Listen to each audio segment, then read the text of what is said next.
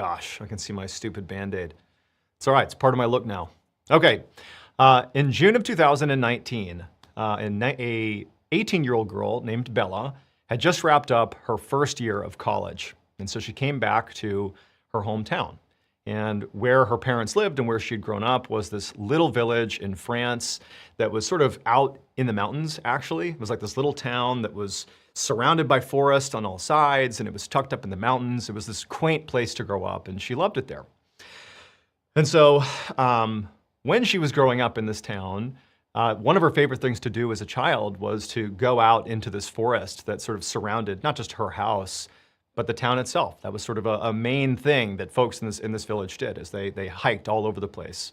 And Bella's favorite place to go within this vast forest up in the mountains was this man-made lake that sort of sat sort of in the middle of this forest that was near her house.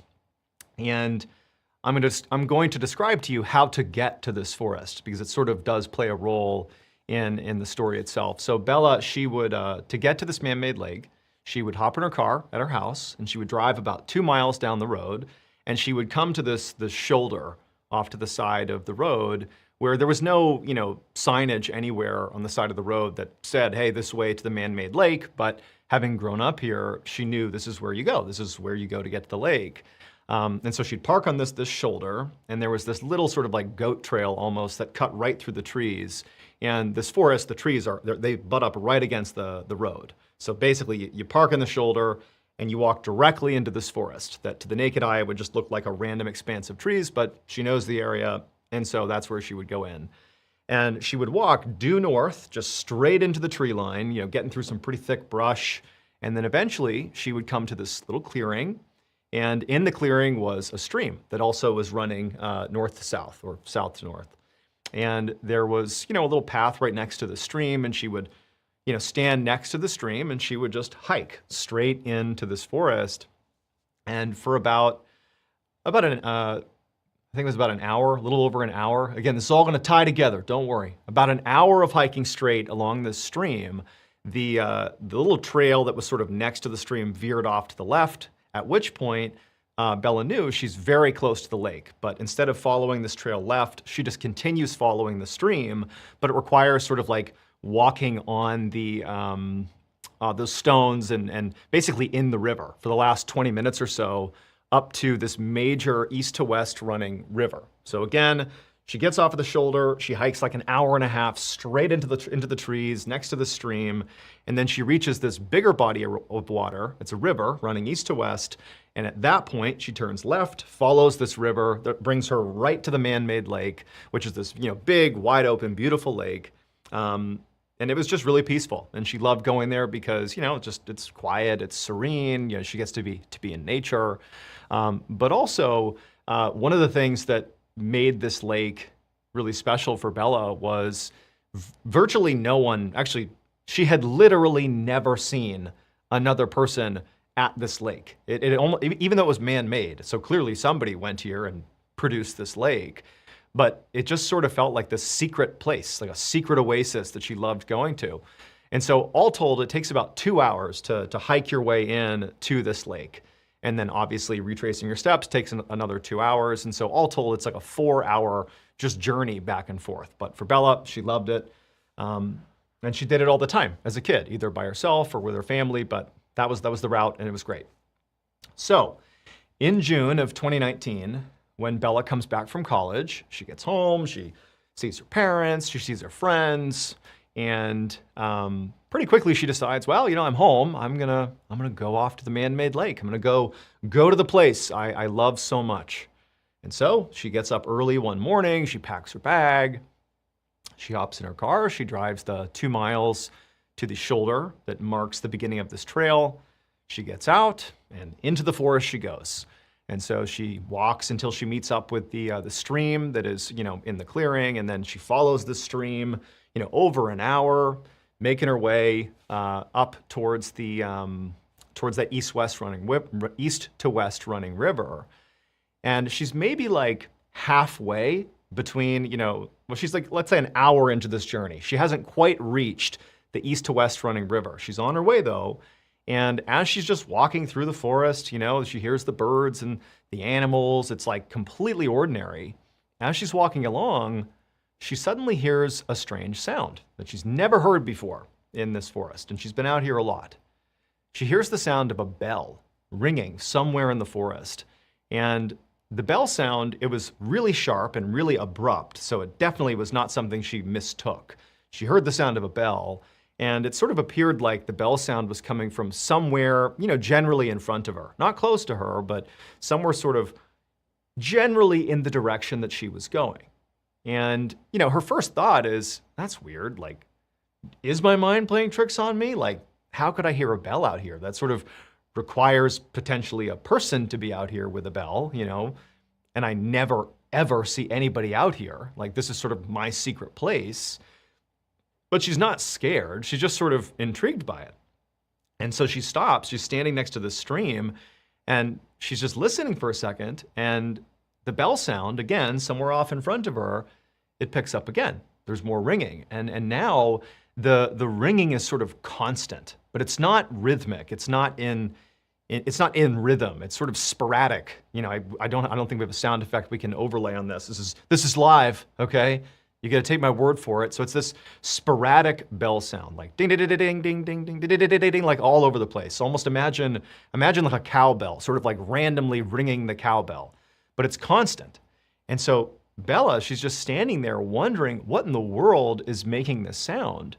And, in her mind, she starts running through, sort of like the immediate rationalization that we all would, as you're sitting there thinking, okay, maybe it's a dog with a bell around its collar, and it's gotten loose in the forest, and it's sort of moving around, and it's jostling the bell, and that's the sound I'm hearing.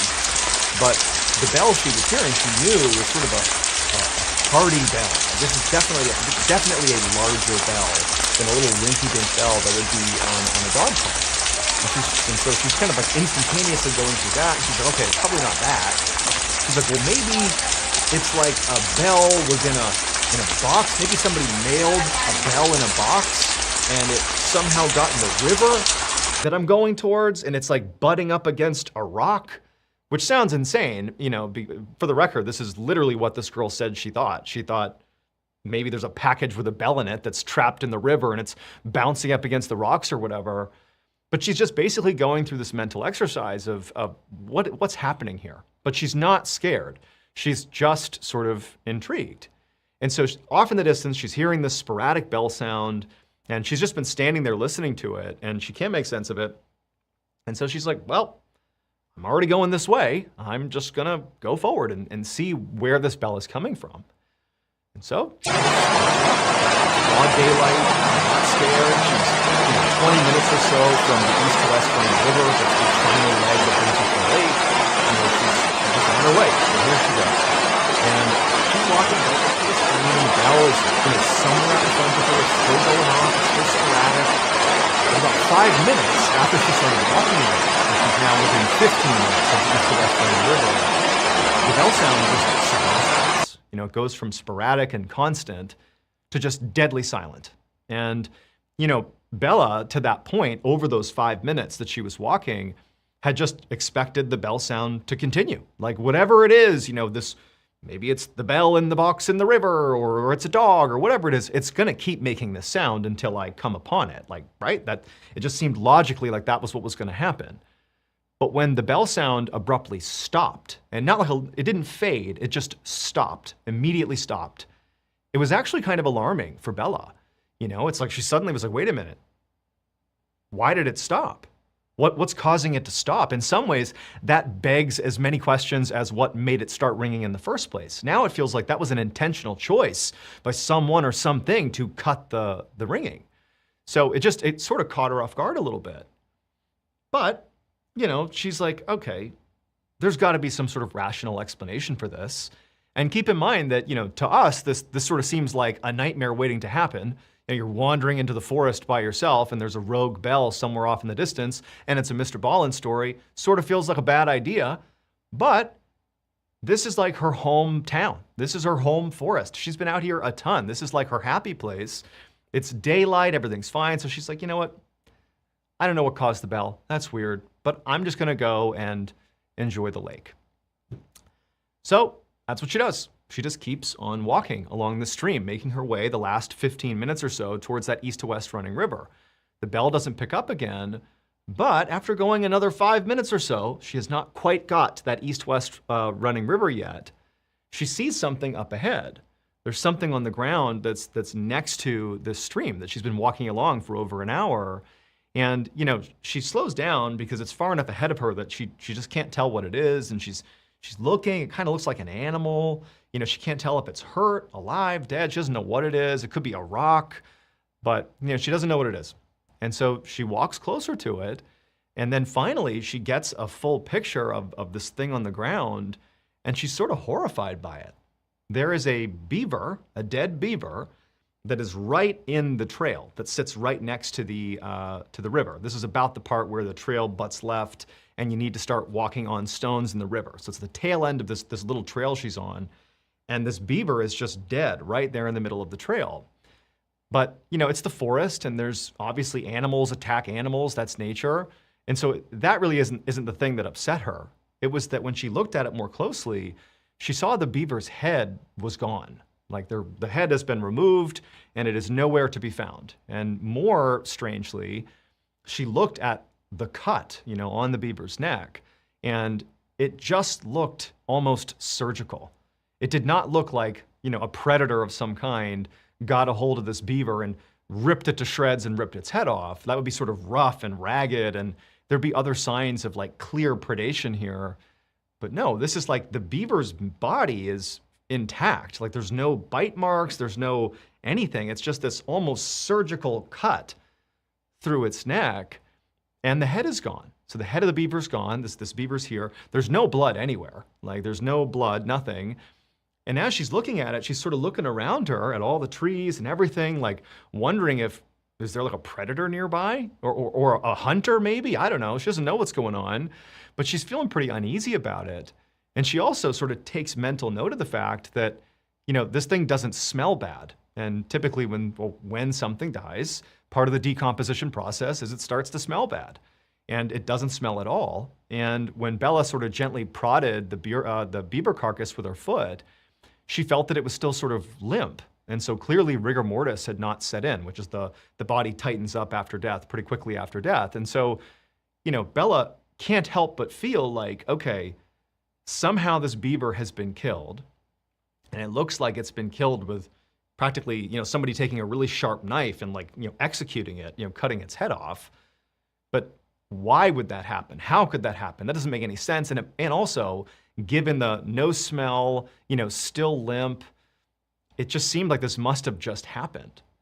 And so in her mind, she's thinking, you know, I heard that bell sound that sort of roughly, when it was still going off, sort of was coming from this area.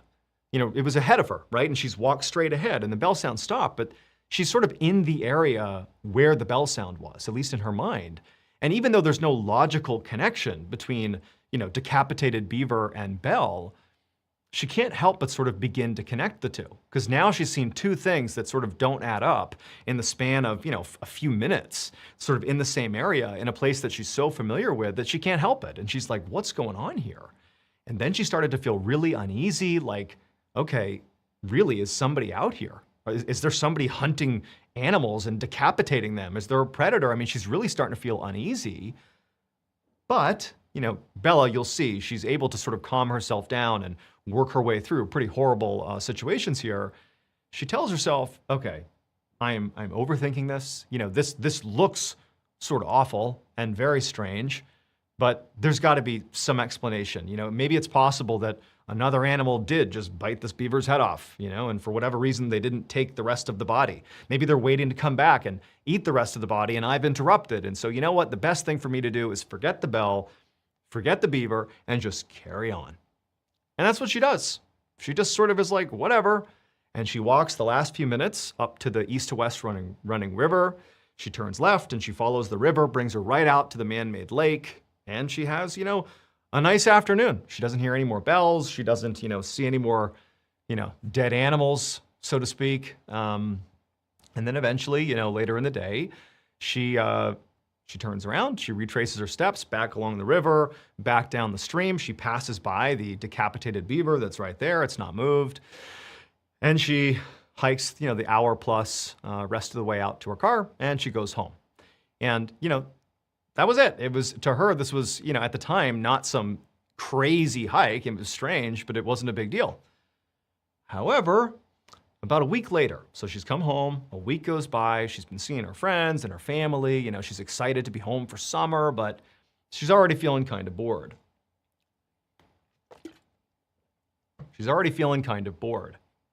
And so she decides, well, I'll just go back out to the lake, my favorite place. That's what I'll go do. And so she, instead of waiting for the next day, the last time when she had decided to go, she had specifically gotten up early and left early in the day to give herself the full amount of time to get out there. She decides to just sort of like, whatever, I'll just go now. It's the afternoon, I'll just go out there now. And so she's looking at the clock, and it's about, 5:30 in the afternoon, and she knows that sunset that night is 9 p.m. And if you remember, it takes about 2 hours to get to the man-made lake and then 2 hours to retrace your steps. So at a normal pace, it takes about 4 hours, and that doesn't include the time you spend at the lake. And so it's like 5:30 now, she's at her house, and she's thinking, okay, it's gonna start to get really dark around 9. And so if I really hot step it and hustle my way in there, I can basically have enough time to get in, get to the lake, look at it for a second, and hustle right back. This was as much about exercise as it was about sightseeing. And so that's what she decides to do. She tells her mom and dad, hey, I'm gonna go out to the lake. And they're like, I don't know, the weather's kind of bad. It's getting kind of late. You sure you wanna go? And she's like, it'll be fine. So she leaves the house, she gets in her car, and she drives the 2 miles to the turnout point, the shoulder of the road. She gets out there, she's got her stuff with her, and she's ready to hustle her way, and she goes into the trees, and she hikes, straight ahead, and she meets up with that stream, and she starts not running, but really quickly moving her way along the stream. And as she's doing this, it takes, about an hour from the road, if you're going quick, all the way until that east to west running river. If you're going fast, she gets like 30 minutes of the way in, she's really hustling, and she's looking up, and it seems like it's getting really dark. And in fact, she's noticing that, the weather is getting pretty bad. There was some risk of thunderstorms that night, and it looks now like the clouds are rolling in, but she's pretty committed now. I mean, she's, at least a couple of miles into the forest here. And so she thinks, okay, well, I just gotta keep on hustling, get there as soon as I can, and not only beat the darkness, but beat the rain. And so she keeps on hustling right along. She gets to where like the dead beaver carcass is, and it's still there. It's now sort of more rotten, but it's there on the ground.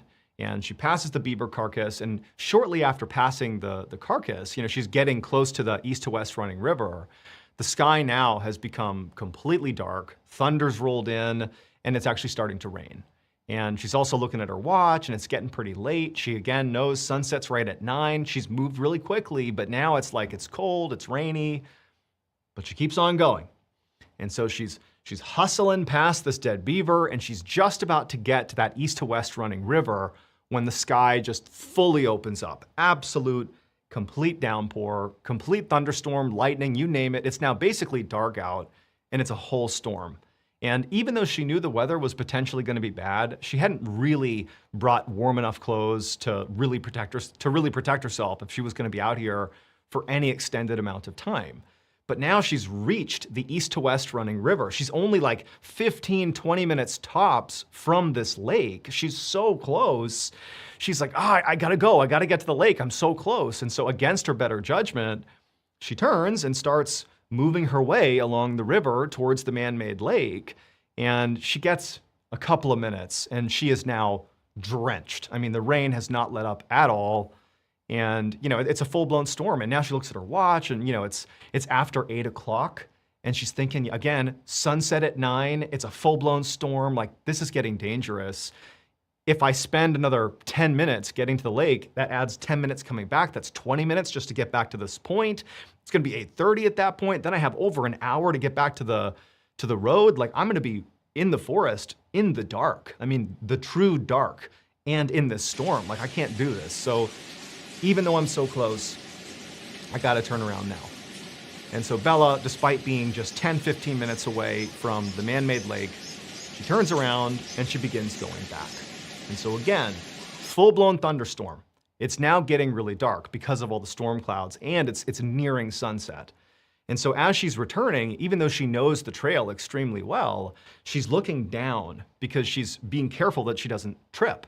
You know, it's muddy, you know, there's rocks everywhere. This is not a well-marked trail. This is like a trail that's been built over many years of her family basically hiking in and out of here. It's not official, and so the footing is not great. And so she's looking down as she's moving along the east-west river for just a few minutes, and then she reaches that point where it connects with that stream that will bring her all the way back to her car.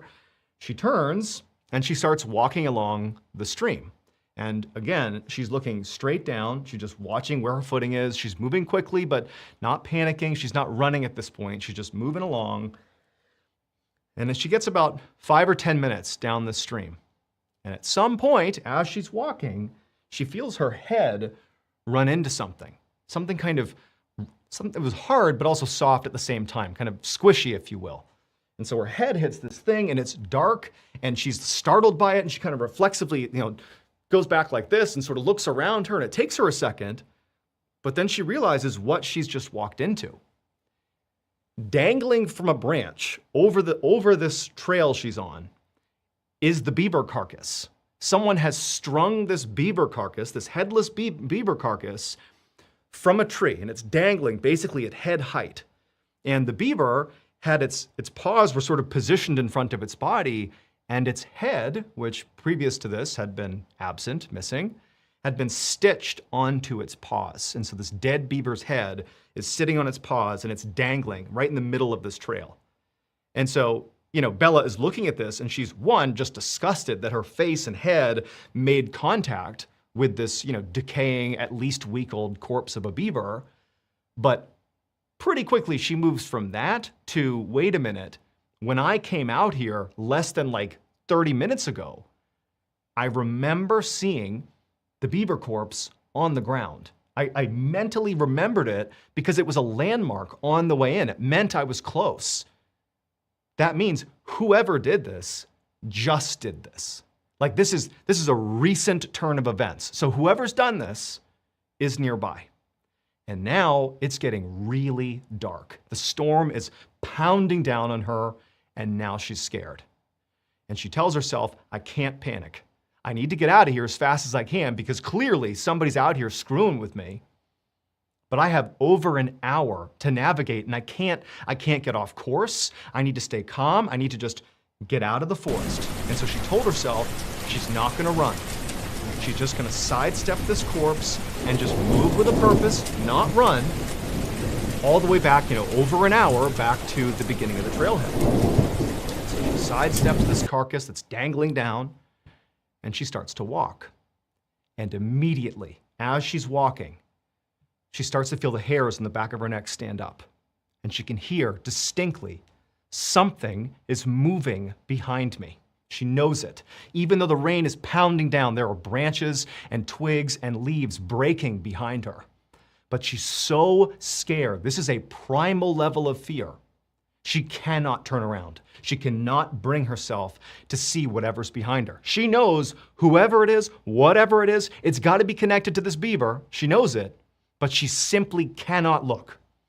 And so as best as she can, she just keeps walking forward, trying not to run because she knows if she runs, she's gonna panic and it's too far to get. She can't run an hour through the darkness in the rain. It's not gonna happen. And so trying her best to stay composed, she starts walking a little bit faster and she hears, again, branches breaking right behind her. And then she also begins to hear the bell. There is now a bell ringing behind her. It is the same sound she was hearing a week earlier, that bell sound. Now it's right behind her. It's connected to whatever is happening here. Whoever or whatever is behind her, they've got this bell. Mystery solved. And now she's scared. Now she can't help it. She can't walk anymore. She starts to go a lot faster. She can't look. She cannot turn around. She's too scared. She starts running and she gets faster and faster. She's stumbling, she's falling, but she can't look. And the whole time, as she's moving, the sounds are getting louder and louder. Louder sticks are landing. The bell sound is constant, sporadic, it's random. It's right behind her. Whatever this is, whoever this is, they're clearly chasing her. And she's really starting to panic. And so as she's charging down the trail, all she can think to do is pull out her phone. And she calls her dad. It's dark, it's raining, she's stumbling, she falls, she's calling her dad. Her dad picks up and she's practically incoherent. And she tells her dad, something's chasing me, I'm getting out of the forest, you gotta meet me at the pickup, like you gotta come save me. And she's screaming, and the dad's like, what is going on here? But he can tell his daughter's totally terrified of something. And so, no more questions. He's like, I'm coming. Me and mom, we're coming to the trail. We're gonna come get you. And so she's got her phone out. She still hasn't turned around and she's charging, right? Running. She's got like 45 minutes left to go here. Meanwhile, mom and dad, they run out to the car. They don't really know what's going on. They, by the way, they're still on the phone with her. They've kept the line open and they periodically just hear her yelling and screaming for help. And they hear like this bell sound through the phone. And they drive the 2 miles out, the parents do, and they get to the turnoff point. And when they get out of the car, they would later say all they could hear echoing through the forest were the sounds of their daughter's screams and the sound of a bell. That's all they could hear. And so they start running into the forest to hopefully go find their daughter. They know the way to the lake. They know where they need to go, even in the dark. And so they start moving into the forest. Meanwhile, Bella, despite her adrenaline rush, despite being so scared that she knows she has to get out of here, she's got the phone open and she's beginning to make things up. She's yelling, I've got the police on the phone. They're going to be here in a minute. You better stop. But it doesn't matter. Whatever's behind her has no care in the world. They are charging right behind her, staying right on her heels. She knows they're right there and she's so tired. She has been sprinting in the dark. Basically, she's got no energy left.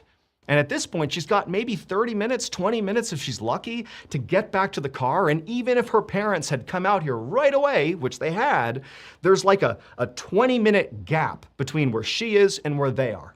And she knows she's too tired to get to them in time. She's gonna collapse from exhaustion. And so as she's bounding forward, she finally just comes to a stop on a rock and just collapses there, and the sounds behind her, they also stop. The footsteps, whatever it is, it stops. The bell's not going. The bell has stopped. It's silent. It's like it stops simultaneously with her. And at this point, Bella knows she has to turn around. She has to see what's behind her. She just has to. And so she's panting, she's out of breath. She's on the line with her dad, and her dad's screaming, I'm coming to get you, stay put, I'm gonna come get you. And she turns around. And now she didn't realize this because it was sort of dark and she wasn't paying attention, but when she had just run to this rock, she had passed through sort of a clearing. So when she turned around, she actually was looking into one of the very few pockets of open space on this trail. And as a result of it being a clearing, there was a little bit of light coming in from the moon. And so she turns around, having no idea what she's gonna see, and she's looking across this clearing, and all she sees is just a little bit of light coming through, and it's just a tree line that sort of surrounds this clearing. And then on the other side of the clearing, she watches as this tall, dark, thin figure steps into the clearing, out of the tree line. And with each step that it takes, she hears a bell ring. And she sees from the glint of the moonlight, there's a bell positioned on the waist of whatever this thing, this person, whoever it is, whatever it is, it's positioned on their waist. And so now she knows that bell sound she heard has been the sound of steps this thing takes. Whenever it's moving, that's the sound of the bell. And so this figure walks into the clearing and just stares directly at Bella. At this point, Bella felt the most extreme adrenaline rush she's ever felt in her life. Despite being beyond scared, beyond exhausted, she got up, she turned, and just bolted and went as fast as she could, faster than she ever has gone in her life. And immediately the bell picks up. She knows this thing's gaining on her, whatever it is, and it's charging after her. And luckily, about 5-10 minutes later, her dad practically runs into her. He grabs her and practically carries her out of the forest. And he's back in the car. It's Bella, it's her dad, it's her mom. They're in the car, the doors are shut, they peel out of there, and nobody even knows how to say, they don't even know what happened. But one of the things the parents say to her in this chaotic post, escape moment is they just said, "Bella, what was that? We heard a bell. That's all we could hear. Your screams and the bell. Like we heard it." And for Bella, that confirmed, she wasn't making this up. And so they went straight to the police station. That's what they brought her right to the police station, and she reported what happened. And the police actually would go out there the next day and they would search the whole area. And, Bella had said she had brought a bag with her that she had lost, and she sort of remembered roughly where she had lost the bag. And they checked that area, the bag was gone. She knew where the beaver carcass had been strung up, and she knew that area as well. That was gone too. The only thing they found that was sort of out of line was they found a seemingly new t-shirt. It was not Bella's, just a t-shirt that had been folded up neatly and placed very intentionally under a rock, just somewhere along the stream trail, the main trail that brings you out to the man-made lake. But that was it. And so police would tell Bella that, it seems to us like, whoever's out there, very likely it was maybe some mentally unstable person and they're terrorizing you, but, they're gone now, so, you're safe.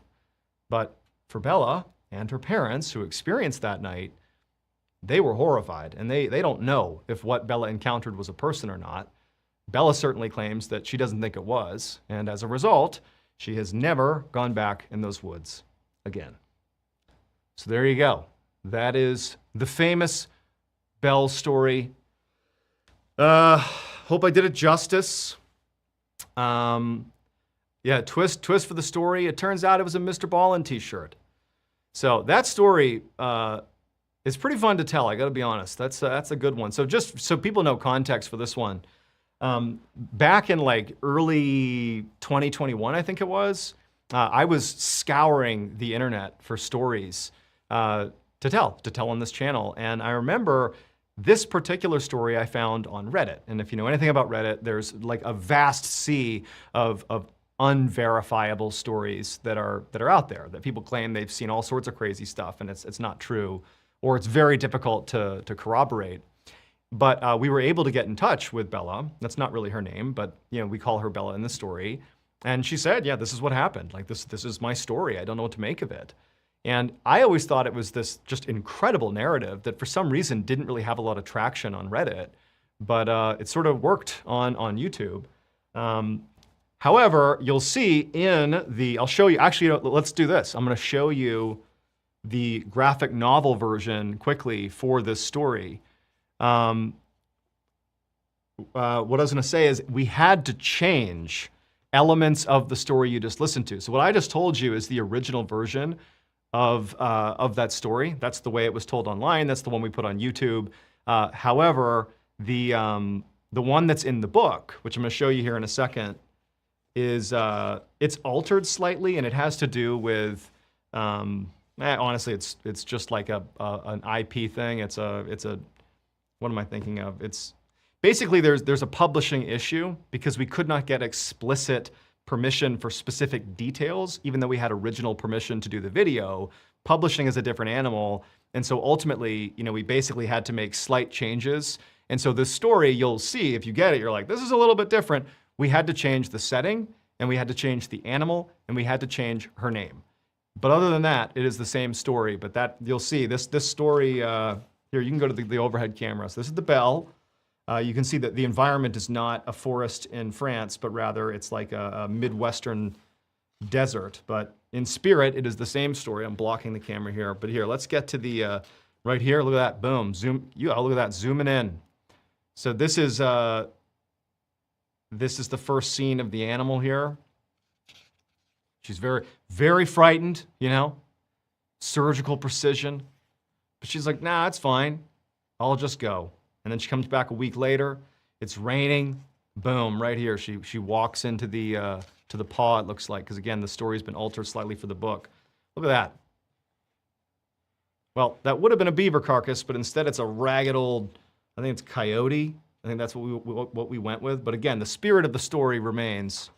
And then I think the coolest part is over here. I'll go to the rendition of the bell. Here we go. This is what she saw in the clearing. And the way that she described it when I spoke to her years ago is she's like, it was just this unnaturally tall, dark figure that sort of walked with these herky-jerky movements, which sort of like violently thrust the bell, which she couldn't tell if the thing was holding or if it was like pinned to its hip. But that was the way she described it. And so this was our rendition of the bell. Sort of looks like a cowbell. But yeah, no, this is it, guys. So there you go. Very neat. Nope, don't want to give you too much insight. There's some really good stories in here. So on the book again. So that's the bell. Actually, I want to see people's reaction. Yeah, I am seriously. I'm not kidding. This is a product that I am genuinely very, very proud of. The work that was done by Andrea Moody, who's our artist, and Robert Vendetti, and my sister Evan Allen, who worked so hard to really work with me to make this a reality. It's so good. People are clamoring for one more story. Why not? But hey, before I tell you one more story, unplanned, which is going to throw off the whole timeline here, but whatever, go to book.ballenstudios.com because that's where you can pre-order this thing. And also, I'm supposed to tell you this. Oh, sorry, I'm reading a note that, oh, here we go. You see this little graphic on screen? One, look how high speed we are. Overlaying graphics. Look at that. Boom. So what this means here, this is a gauge, okay? Right now, our gauge is almost at 50%. This is number of pre-orders of Where Nightmares Live, okay? If you pre-order this thing, and again, there are signed copies still available, you just go to book.ballenstudios.com.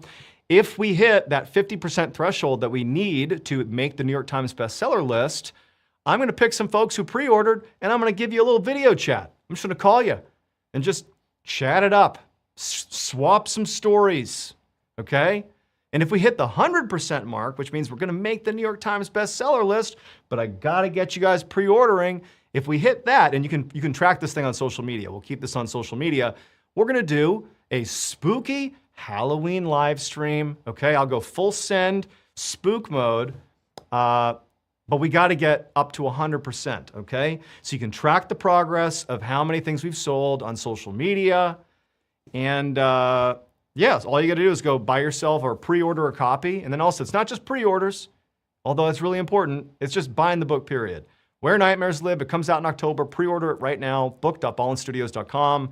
The more people that do this, the more rewards we can give you, including a Halloween-themed live event, live stream. Look, people are already saying they pre-ordered. That's great. So this next story, this is sort of in lieu of Q&A. We might do a Q&A. I don't know. But in lieu of other stuff that I was told to do, sorry guys, we're going to deviate here. My team. There's a story that I just think is awesome. And I told it on the first live event that I did in Texas in 2023 when it was just a single live event. I think that was the only time I told it live. I think it has one of the best plot twists that are out there. It's a good story. So this has nothing to do with graphic novel 2. This is just a cool story. And truthfully, this is not prepped, so you just gotta roll with the fact that the details are gonna be a little bit murky, but the spirit of the story is all this. Like, I don't really remember specific dates. You just gotta give me some leeway there. The story's all good. So here we go. And I've got a lot of emails. Okay, so there was this woman, there's this woman named Ellie Lobel, and I bet already people will know what the story is. And in the 1990s, early 2000s, she's like living her best life. She lives in Connecticut. She's this high-powered lawyer. She's married. She's got kids. I mean, she's really living the American dream. And she's also very fit, very active. She's going out and exercising, doing her thing. Like, life is good, right? She's in her 30s at this point. And one day she goes out on a hike. And when she comes back from the hike, she just feels really under the weather. And she's not really a sickly person.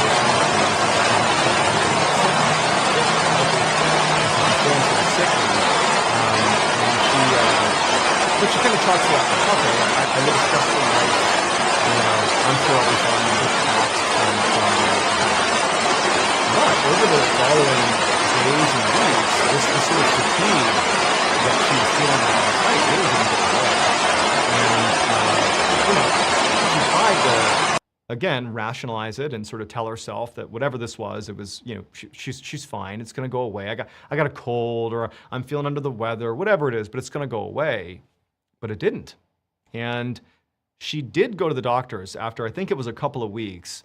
And, the doctor said, look, you have a very hectic life, you should just take it easy, take some time off work, and, just like let your body calm down. Because none of her symptoms were particularly severe. It was more like fatigue, a little bit of nausea, some achiness, but, not too much. I already see the comments. People like this story. Yeah, I love this story. I think it's great. So she's not feeling good, but she takes her doctor's advice and she's like, okay, I'm gonna, take it easy. So she takes some time off work and she stays home with her kids and her husband, but the symptoms persist. And in some ways they get worse, but again, they're not really acute. She's just not feeling good. And now it's been like a month and she's taken time off work and she's gone to the doctor and really nobody knows what's wrong with her. She's just feeling under the weather. And so unfortunately for Ellie, she would then enter this period of like 15 years where the symptoms really never quite went away. She would take more time off work. She'd see specialists. She would do everything from, traditional doctor's advice to, like trying unorthodox healing methods. I mean, she was doing everything to try to regain, the strength and health that she had before this sort of doomed hike that she went on. But nothing worked. It was like she just permanently felt fatigued, under the weather, achy. And also, unfortunately, over this 15-year period, people went from feeling bad for her to sort of victim blaming her a little bit because no doctor could give her a diagnosis. Everybody's like, well, just take more time off, or, yeah, you maybe got some virus, it'll pass. Take some antibiotics or whatever it is. And so she doesn't have a diagnosis. It's like this lingering, like, I just don't feel good. And it actually began to really erode her marriage. Her husband basically didn't believe her, I think is the gist. And it ultimately led to a whole lot of resentment between the two of them because Ellie's like, I'm not lying. This is really having a profound impact on my life. It has for years and years. But think about that. 15 years is a long time for people to, sort of normalize how she's behaving and think, it's not a big deal.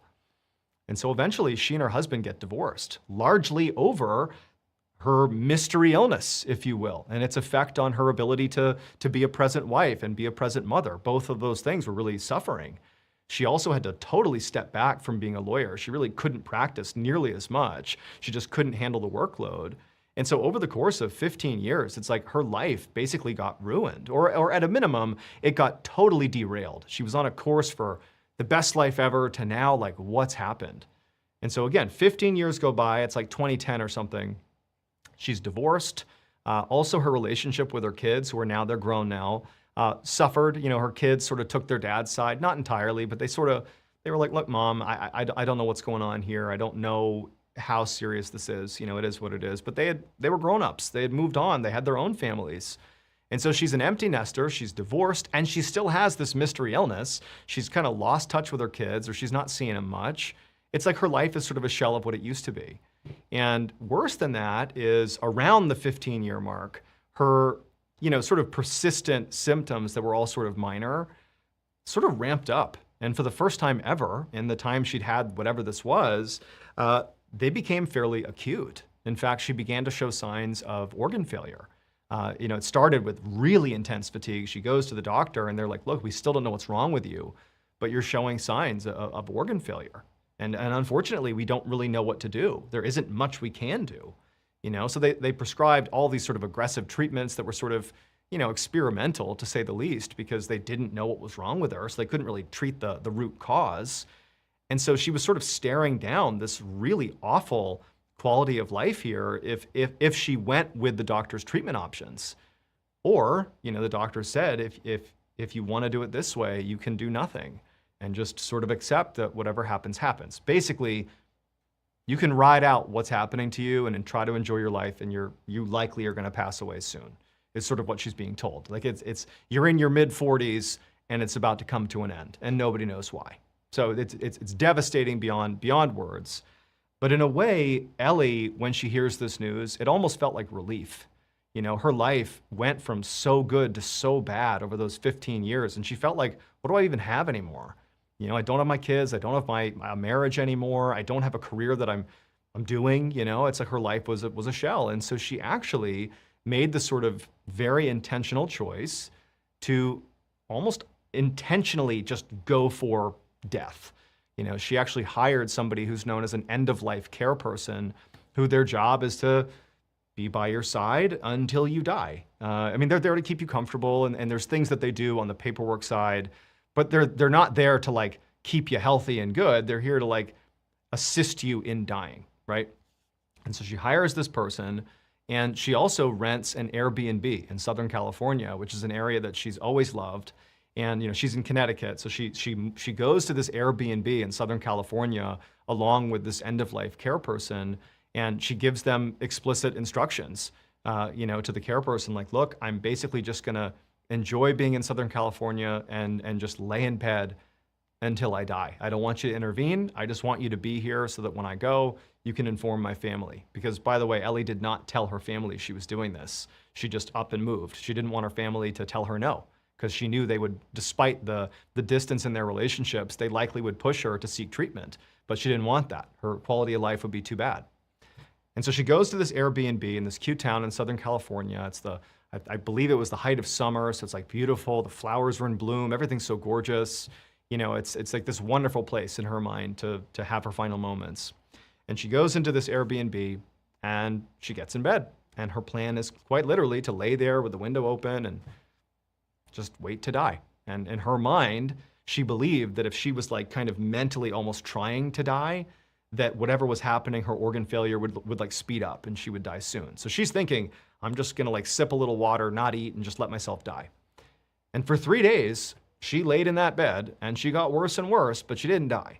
You know, she got very weak, very sick, you know, worse than she already was. Things were progressing, but she hadn't died yet. And she decides that, well, what I'll do is I'll take a break from active death and I'll go with my caretaker and go for a walk, get some fresh air, you know, have a last chance to see the beauty of nature, and then get back in bed and die. And so that's what she does. She leaves the house, brings her end-of-life caretaker with her, and they start going on this walk. And you know, she's very frail. She's having a hard time, you know, moving. You know, she's very achy and sick, but her caretaker's kind of guiding her. And eventually, not far from this Airbnb she was staying in, they reached this stretch of sidewalk that was right up against this huge meadow where there's a wooden slat fence, like right in front of the meadow, between the sidewalk and the meadow. And it's just this beautiful meadow of wildflowers, just all these different colored wildflowers. And Ellie is, you know, struck by, you know, this profound beauty. You know, in her mind, this is her final moment. This is one of her final moments. And so she tells her caretaker that she just wants to stand here for a minute and take in the beauty of this field. And so that's what she does. She just turns, she holds the fence and just looks out at this meadow of flowers, just looking at this beautiful scene. And as she's standing there, she starts to hear a buzzing sound. And at first she doesn't think much of it. You know, there's loads of insects and, you know, wildlife in this field, but, you know, the buzzing sound persisted. And she eventually realized it was coming from over her head. And so she looked up, and sure enough, there's a bee, and it's a big bee. She didn't know this specifically, but it was an African killer bee, one of those big, big bees. And so she looks up, sort of takes stock of the bee, but it's a meadow, it's flowers, that's normal. So back to looking at the flowers. And then a second later, the buzzing sound gets really intense, like there's more bees. And sure enough, she looks up, and it is this massive swarm of African killer bees that are hovering right above her head. And without any real warning, these bees just descended on her and began to sting her over and over and over again, on her face, her neck, all over her body. She crumples to the ground. She can barely move, and her end-of-life caretaker is like, nope, and just starts running away, completely abandons her. And Ellie is on the ground getting stung probably hundreds of times by these bees. And then finally, the caretaker, despite, you know, his job was to allow her to die, is seeing this, and he's like, this can't be the way. And so he runs into the swarm of bees, scoops Ellie up off the ground, and she's, again, been stung so many times. She's clearly having an allergic reaction to this, and he's running with her back towards the Airbnb, and she's saying to him, "Do not bring me to the hospital, bring me to my bed." And so he runs her into the house, the bees are gone, and he puts her in her bed, and he's like, "Ellie, like, this is so painful for you. We gotta get you to the hospital. Like, we gotta do something for you." But she's like, "No, like, let me die. Let me die. Go, let me die." And so she's in bed with these excruciating stings all over her body. And she just lays there. Now, no more peace here. She's just miserable, and she wants it to end. But for 3 more days, she lays in that bed, and she doesn't die. In fact, on the 3rd day post-bee stings, Ellie couldn't help but feel like not only had she not died, but there were just some constant aches and pains that she had had for literally decades at this point, or almost decades, certainly 1 decade, that were sort of like fading. It almost felt like she was getting better, which just did not track with what was going on here. And Ellie did not think, "Oh, great, everything's fine now." She's a very smart woman, and she's very pragmatic. And so she decides that she is just gonna do some research and sort of see what's going on here. How could I possibly be feeling any better after that? Well, Ellie, somehow or another, came across this really obscure study that was done in Australia around the 1990s. There were these scientists who were studying Lyme disease, and they were trying to find a way to cure it, in particular, the latter stages of Lyme disease. And they came up with this theory that certain bee stings, certain venom in the bee sting, has the potential to cure Lyme disease. But they could never get the green light to actually do the experiment because it was highly unethical. You'd have to get a terminally ill, like near-death Lyme disease patient, and they'd be like, "All right, bring in the bees," and sting the crap out of them with these bees. And I'm sorry, it didn't work. Get out of here. They couldn't do it. It was unethical. And so they never did the study, and so this theory was never tested. And then Ellie Lobel accidentally conducted that experiment on herself. It would turn out that hike she went on, she got bit by a tick 15 years ago, and she got Lyme disease, but she didn't go soon enough to the doctor, so that bullseye that's typically seen from Lyme disease wasn't there, and the doctor didn't catch it. And so nobody knew she had Lyme disease, and Lyme disease kind of has a little bit ambiguous symptoms, and so it was never caught. She's at end stage of Lyme disease. She gets stung by all these bees, and wouldn't you know it, it turns out African killer bees do have a venom that can cure Lyme disease. And so it literally cured Ellie Lobel, completely cured her, full recovery, back to her original strength. And now, what do you think Ellie Lobel does? Well, she tours the country speaking to huge crowds about the benefits of bee stings. There you go. Pretty cool. I think that's a great story. So, I've gone over, but who cares? Let's see here. Quick reminder, if you're still here, because I just gave you that great second story, you should definitely go check out book.ballenstudios.com. Get yourself a copy of this book, okay? I'm gonna do a little Q&A here. Reminder, there are still signed copies available, right? Pretty neat, okay? Check that out. Here, we'll do some Q&A. Why don't you throw some questions in the chat here, and I'll answer some questions, and then we'll wrap it up. Thank you, guys. And actually, while we do that, we pulled some questions from Discord that I'll answer here. Can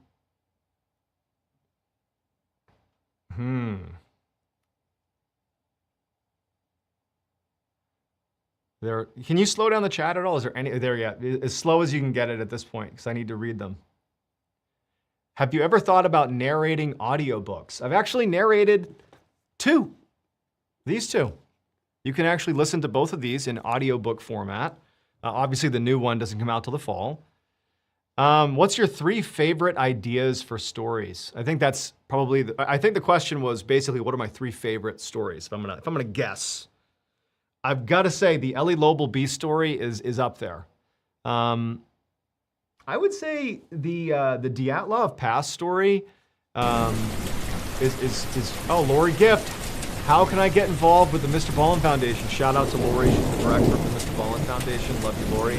I'll see you in Maryland in a week. We're going to experience camps with our partners. They work with children who are recently bereaved, and also adults as well that work. They're recently bereaved folks who come together in these amazing camps. And I'm teaching a class about podcasting to these kids. It's going to be awesome. So I'll see you, Lori. If you want to get involved with the Mr. Ballen Foundation, go to mrballenfoundation.org. The organization is where we send a whole bunch of money. I think we're at $1.5 million that we've given to them over the last couple of years through the help of your donations, and they go to supporting victims of violent crime and their family. It's a great organization, great charity, good to be involved with Mr. Ballen Foundation. But back to the stories. I'd say the Ellie Lobel story, that's a really good one. The Dyatlov Pass, about the 9 hikers who go missing in Russia. It was like the first story that I told that really went viral on TikTok. It's about, I can't get into it because I'll just go too long. And then I would say, and I'm gonna, I guess my own story. And that sounds so like egotistical, but in terms of stories that I enjoy telling, it's the story that, it's what I saw in my room still haunts me. It's in my literal personal ghost story, if you will. When I was 16, I went up to this cabin in New Hampshire and I had this horrifying experience. It is brought to life in the first graphic novel. I believe it's like literally the first story. Nope, it is the third story. What I saw in my room still haunts me, okay? That one, so those 3. All right, next, more questions. People are asking about a tour. This year, the full-blown tour, we'll see. But there may be, just letting you know, keep your eye out. Well, there very likely is going to be some appearances to do with the book, okay? So maybe I'll be doing some appearances. Maybe I'll be telling some stories live. We'll see, okay? Keep an eye on social media. Definitely this fall, there's going to be some stuff happening with our wonderful publisher, Penguin Random House. They're great partners. We're going to do some appearances around the book. If your life... okay, this is a question from Discord. Who is your favorite YouTuber? And this is by Arsonist on Discord. Oh man, I gotta be honest. I think that it's PewDiePie. Only because, well, everybody knows who PewDiePie is. Or if you don't, you can look him up. He's like the original, like true YouTuber. Like he's got 100 million subscribers. He's sort of moved on and he's married. He's got a kid. He lives in Japan. He's a great guy. But I've never met him, never had any interaction with him. But he sort of, in my mind, represents like, that is what a YouTuber is. And he sort of pioneered that path. Like without somebody like PewDiePie, and of course there are others, he sort of superseded this time frame. He was years ago.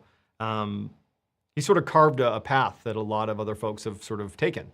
So I'd say PewDiePie in terms of just pure, who's the best YouTuber. Let's see. Nelly, have you ever thought about doing a collab with Call Me Chris? Call Me Chris, she's awesome. I think she just got married to Oompaville. I know she did. Chris got married to Oompaville there.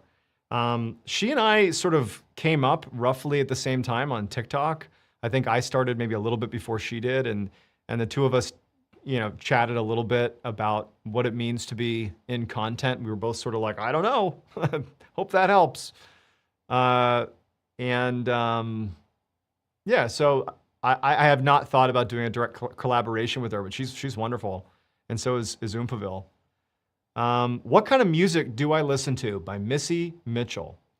I listen to a lot of Volbeat, V-O-L-B-E-A-T, Volbeat. When I'm in the gym or running or doing anything athletic, guaranteed I'm listening to Volbeat.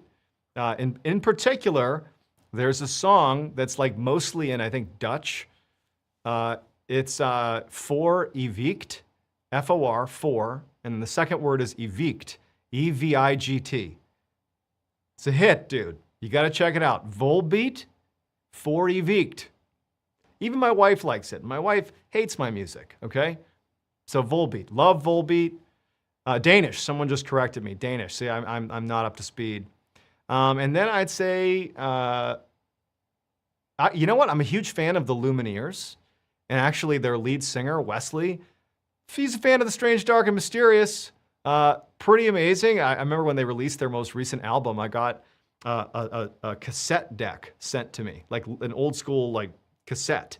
And it was a marketing promotion that the Lumineers were doing. They were sending these out like early release, like old school. Here's our cassette of our new album. And they also sent a little cassette player. And I'm like, what is this? Like, why am I getting a cassette? And then there was a note from Wesley Schultz being like, hey dude, like fan of The Strange, Dark, Mysterious, here's our new album. Comes out in a week or whatever it is. That was pretty cool. Love the Lumineers. Let's see, who else do I listen to? Love Kings of Leon, but they sort of haven't made much music lately. I listened to a lot of Mumford & Sons when I was in the Navy, going through training. And so like SEAL training is both horrific and also very formative, you know? And so I have a lot of fond memories, in a way, of listening to Mumford & Sons. Little Lion Man, iconic. JP, what's your favorite food? Sushi. Big fan of sushi. I eat a lot of spicy tuna. I used to be like, I'd like get sushi, but it was like deep fried with like cream cheese in it, which I don't think that really counts as true sushi. But I branched out. I do like the sushimi, which is like just straight fish. And I do spicy tuna, which is not straight fish. That's a little roll, crunchy, spicy, crunchy tuna.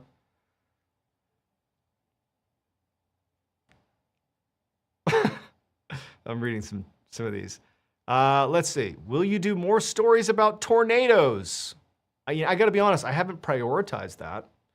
Actually, this is completely random, but there is a tornado video that you all should go look up. It's gonna be hard for me to find it, but use your little trusty ChatGPT or whatever AI model you wanna use, and you can look this up, I'm sure. I'm sure it'll help you find it. There's this video, and it's very sad what happens in this video. It's a sad thing. But there was this horrible tornado, like whatever max category tornado. And this happened like within the last 5 years or so. This horrible tornado cut through like the Midwest, where these tornadoes do happen quite a bit. And there was this couple that, for whatever reason, did not heed the advice to get out of the town, because there's a big, like massive tornado that was potentially going to be passing through their town. And this man and his partner, they ended up going up into their attic of their house. And there was a window, one of those little port windows that was at the end of their attic that sort of looked out, and it had a pretty good vantage point of like their whole like very little downtown. It's like a Midwestern small little town. And he's filming on his phone. And if you've seen this video, you already probably know this from my description. You probably already know it. But you hear the sound of what, it sounds like a train coming. In fact, that's what you think it is, that he's filming and there's like a train outside. But you realize it is this unbelievably big tornado, this black mass that even from a big distance and all the debris and rain whipping around, you can see this is a tornado and it's moving directly towards his town. And this guy, he doesn't react to it. He's just filming this tornado, and it's almost like he's not realizing that it's coming right for him. And so he films it as it literally comes into the town and levels the town and then hits his house. He films it all the way up until it literally reaches his phone. And unfortunately, I believe he and his wife, I think, passed away. But the video is like horrifying.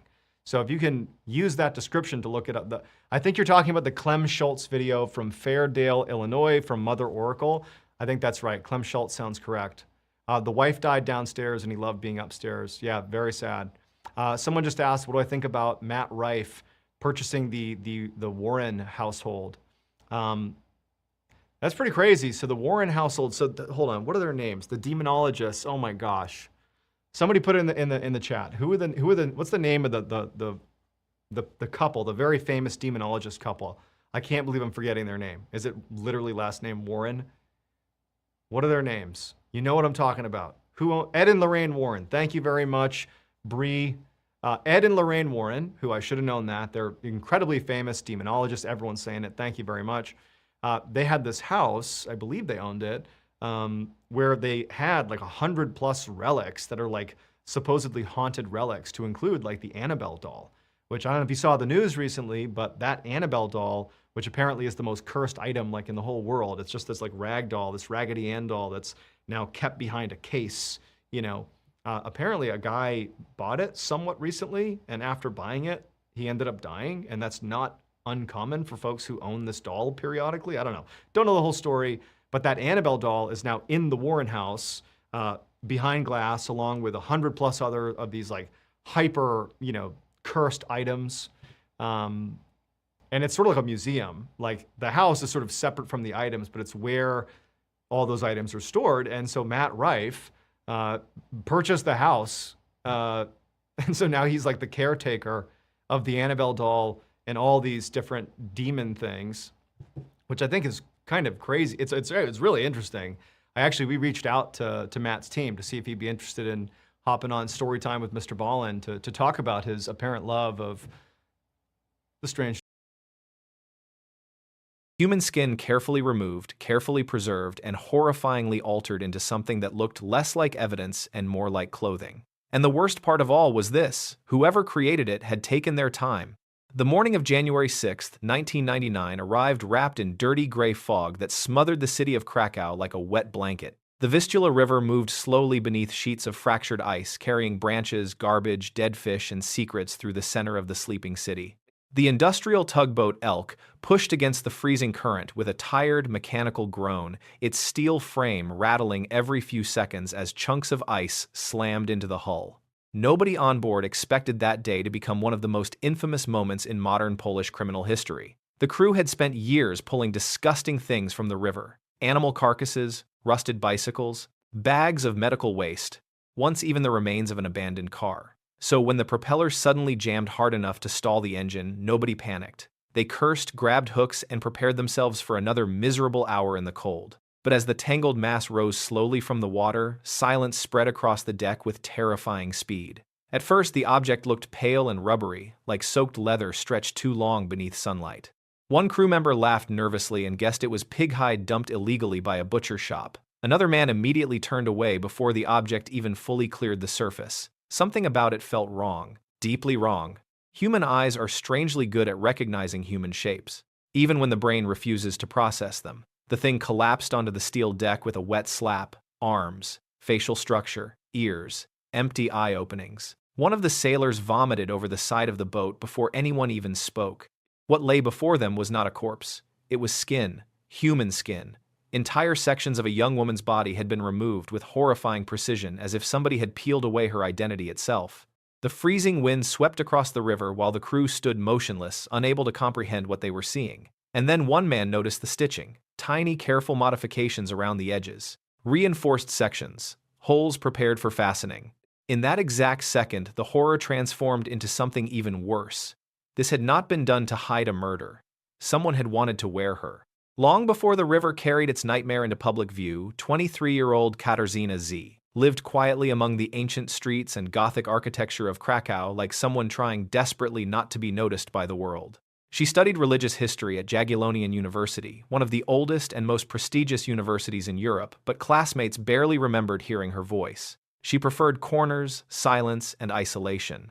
Friends described her as gentle in a way that almost hurt to witness the type of person who apologized when other people bumped into her. After the death of her father, however, something inside Katarzyna seemed to dim permanently. Depression settled over her life like heavy ash. She wandered the city alone for hours, listening to music through cheap headphones, disappearing into bookstores, cemeteries, and narrow alleyways where nobody would ask if she was okay. There is something deeply dangerous about invisible sadness because predators notice it before anyone else does. They notice lowered eyes, hesitant body language, loneliness. They notice people who already feel disconnected from the world because those people are easier to isolate completely. By late 1998, Katarzyna's behavior worried those closest to her. She missed lectures, ignored calls, drifted through conversations like her mind was somewhere else entirely. Then, on November 12th, she left home after telling her mother she planned to meet someone. She never said who. That tiny missing detail would torment investigators for years. Somebody was waiting for her that night. Somebody she either trusted or feared too much to refuse. The city swallowed her quietly. No screaming witnesses, no dramatic struggle, just cold streets, evening fog, and one young woman vanishing into darkness, while strangers walked past, unaware that evil was already moving beside him. Police initially treated the case like countless others involving depressed young adults. Maybe she ran away, maybe she harmed herself, maybe she wanted to disappear. Weeks passed with almost no urgency until the river forced everyone to confront the possibility that Katarzyna had not escaped her sadness at all. She had crossed paths with somebody far more dangerous than despair itself. Somebody patient, somebody organized. Somebody capable of looking at another human being and imagining what they might look like worn over his own body. The forensic examination horrified even seasoned investigators who had spent careers staring into humanity's worst impulses. Medical examiners quickly realized this was not the chaotic mutilation of a frenzied killer. The cuts followed anatomical lines with chilling expertise. Whoever removed the skin understood the human body intimately. There were no reckless tears, no hesitation marks, no sloppy damage caused by panic. Every incision looked methodical, controlled, almost surgical. But the detail that truly poisoned the atmosphere inside the investigation room was discovered under magnification. The edges of the skin had been modified using techniques associated with leatherworking and tailoring. Tiny reinforced stitching patterns suggested deliberate preparation, as though the material had been altered for repeated use. Detectives reportedly struggled to even phrase the theory aloud during early meetings because speaking it made the nightmare feel too real. The killer may have intended to wear the victim's skin like clothing. Newspapers exploded with panic as details leaked across Poland. Citizens imagined psychopaths hiding in apartment buildings beside ordinary families. University students began traveling in groups at night. Parents warned daughters not to trust strangers, not realizing the far more terrifying possibility the killer probably did not appear strange at all. Meanwhile, investigators discovered rare botanical traces embedded in the preserved tissue evidence suggesting the skin had been stored somewhere controlled before disposal. This was not impulsive violence, it was ritualistic patience. Yet despite enormous media attention, the case slowly transformed into a nightmare with no face attached to it. Hundreds of suspects were questioned over the years. Hunters, medical workers, butchers, mentally unstable men with violent histories. Every promising lead eventually collapsed into frustration. DNA technology during the late 90s lacked the sophistication needed for breakthrough evidence. Witnesses forgot details. Memories rotted, files gathered dust. But one special cold case unit nicknamed the Shadow Hunters refused to bury the investigation completely. They believed monsters survive by blending into ordinary life, and somewhere inside Krakow, a man was continuing his routines peacefully while hiding memories too grotesque for most people to even imagine. For nearly 2 decades, the killer remained exactly that ordinary. A face in traffic, a customer in cafes, a quiet neighbor sleeping beneath the same winter skies as the woman he transformed into an object. Then, modern forensic science dragged the dead back into the conversation. In 2017, investigators reopened the case using advanced methods unavailable during the original investigation. One breakthrough came through diatom analysis, microscopic algae capable of revealing precise environmental clues hidden inside remains. Scientists determined Katarzyna had likely been killed near a specific section of the Vistula River rather than elsewhere in the city. Suddenly, the investigation narrowed. Detectives revisited old interviews, psychological evaluations, forgotten witness statements, and overlooked behavioral patterns. That process eventually illuminated one disturbing name buried deep inside dusty files: Robert J. On paper, Robert appeared eccentric but functional. He lived near the exact area connected to the evidence. He had martial arts training, giving him the physical capability to overpower someone efficiently. More disturbingly, he once worked near medical facilities before being dismissed after incidents involving mutilated laboratory animals. That alone chilled investigators, but the truly unsettling discovery involved his strange fixation on Katarzyna's family. Witnesses reported seeing him visiting the grave of her deceased father repeatedly over the years. Nobody could explain why. When police raided Robert's apartment after nearly 2 decades of silence, the rooms initially appeared painfully ordinary. Furniture, kitchen supplies, family photographs. The banality of evil often hides behind normal domestic details. But deeper forensic searches uncovered traces matching rare botanical substances found on the victim's skin. Neighbors also described disturbing memories from years earlier involving Robert wearing what looked like a pale leather costume privately inside his apartment. At the time, they dismissed it as bizarre behavior. Now those memories transformed into psychological shrapnel lodged permanently inside their minds. Prosecutors later argued Robert had become obsessed with Katarzyna specifically because vulnerability attracted him. Her grief, isolation, and emotional fragility made her easier to manipulate. He allegedly stalked her patiently, studying her routines until opportunity presented itself. During trial proceedings, psychologists painted Robert as a man fascinated with identity control and physical transformation. Killing was not enough. He wanted possession. He wanted to erase the boundary, separating himself from another person completely.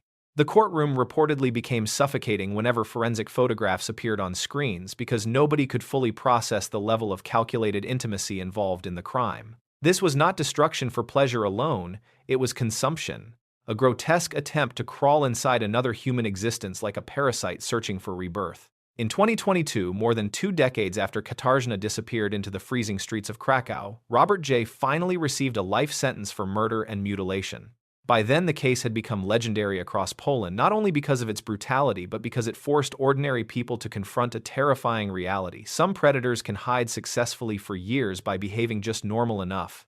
Throughout the trial, Robert maintained an almost emotionless expression, listening to horrific testimony with the same detached calm someone might display while waiting for a delayed train. He denied responsibility even while forensic evidence and witness accounts buried him piece by piece, yet the most painful truth remained unresolved. The majority of Katarzyna's remains were never recovered. Her family received only fragments instead of a full goodbye. Somewhere beneath soil concrete or forgotten water, the rest of her still waits in silence. Maybe Robert carried that secret like a private trophy all the way into prison. Maybe he enjoys knowing he still controls one final unanswered question. That possibility alone continues haunting investigators who spent decades chasing him through shadows. And perhaps that is the cruelest part of this entire story. Not simply the violence, not even the horrifying mutilation. It is the realization that the world never truly announces when evil enters your life. There is no music warning you, no flashing signs, no visible transformation. Katarzyna probably did not look at Robert and see a monster. She may have seen an awkward man, a lonely man, a harmless man standing beneath winter streetlights while snow drifted through the dark air around them. People like to believe they would instantly recognize danger if it stood directly in front of them, but history proves the opposite over and over again. Real monsters survive because they understand performance. They understand masks. They learn how to mimic humanity just enough to move among us unseen. Somewhere tonight, somebody is smiling politely while hiding thoughts too dark for language itself. Somebody is holding a door open. Somebody is making small talk with coworkers. Somebody is blending perfectly into ordinary life while carrying a secret capable of destroying every illusion of safety you have left. And maybe that is why stories like this stay alive long after the trials end. Because deep down, they force us to confront the possibility that horror does not live in abandoned buildings or nightmare creatures. Horror lives in apartments with the lights on. At 11 o'clock on the night of October 31st, 2010, in the heart of Bogotá, Colombia, 20-year-old Luis Andrés Colmenares was doing something that thousands of other university students were doing. He was celebrating Halloween.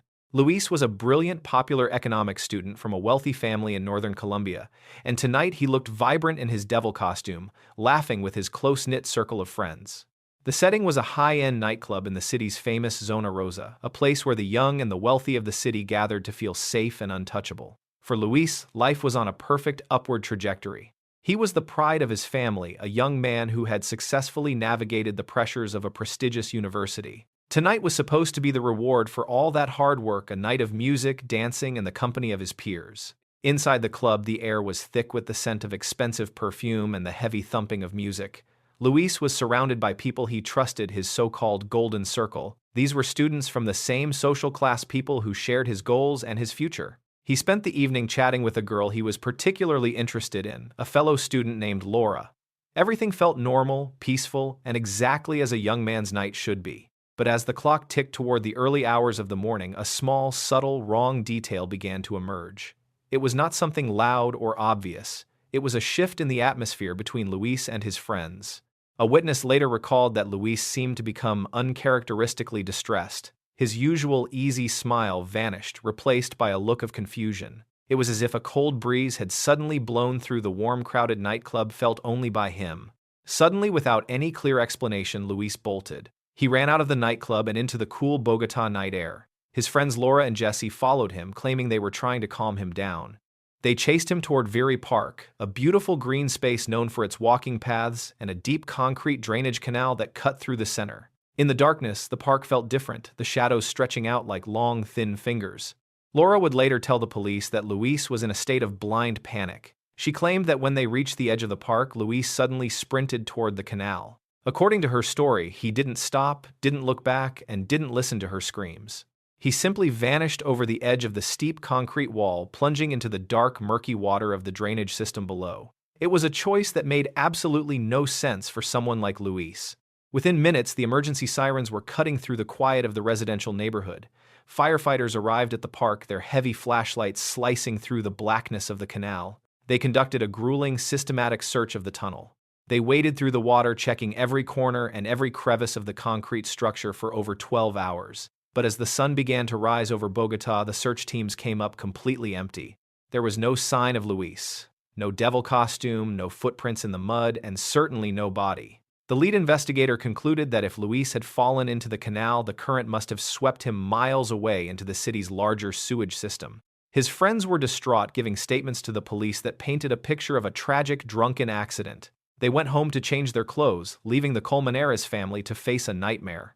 Luis's mother, Oneida, refused to accept the official story. She knew her son. He was not a man who would throw himself into a dark hole for no reason. She felt a physical weight in her chest, a crushing pressure that told her the truth was still hiding in that park. Driven by a mother's intuition that transcended logic, she insisted on a second search. She begged the authorities to go back into the very same tunnel they had just spent all night clearing.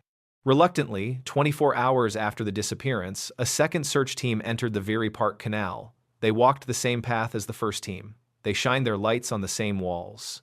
And then in a spot that the first team swore they had checked thoroughly, they found him. Luis was lying face down in the shallow water, tucked into a small alcove deep inside the tunnel. His body was cold stiff and bore the marks of a terrible struggle. The discovery sent a shockwave through the city. How could a team of professional rescuers miss a full-grown man in a confined concrete space for an entire day? The initial autopsy report only added to the confusion. The medical examiner claimed that Luis had died from accidental drowning, suggesting that he had simply hit his head and passed out in the water. It was a tidy explanation that protected the reputation of the wealthy students involved. But when the Colmenares family hired their own independent forensic experts, the peaceful facade of the accident theory crumbled. The second autopsy revealed something horrifying. Luis did not have just one head wound. He had 7 distinct skull fractures. These were not the kind of injuries you get from a fall into a muddy canal. They were consistent with a brutal, systematic beating with a blunt object. Someone had crushed his skull before he ever touched the water. The investigation now shifted into a high-stakes legal battle against the city's elite. Suspicion fell heavily on the Golden Circle.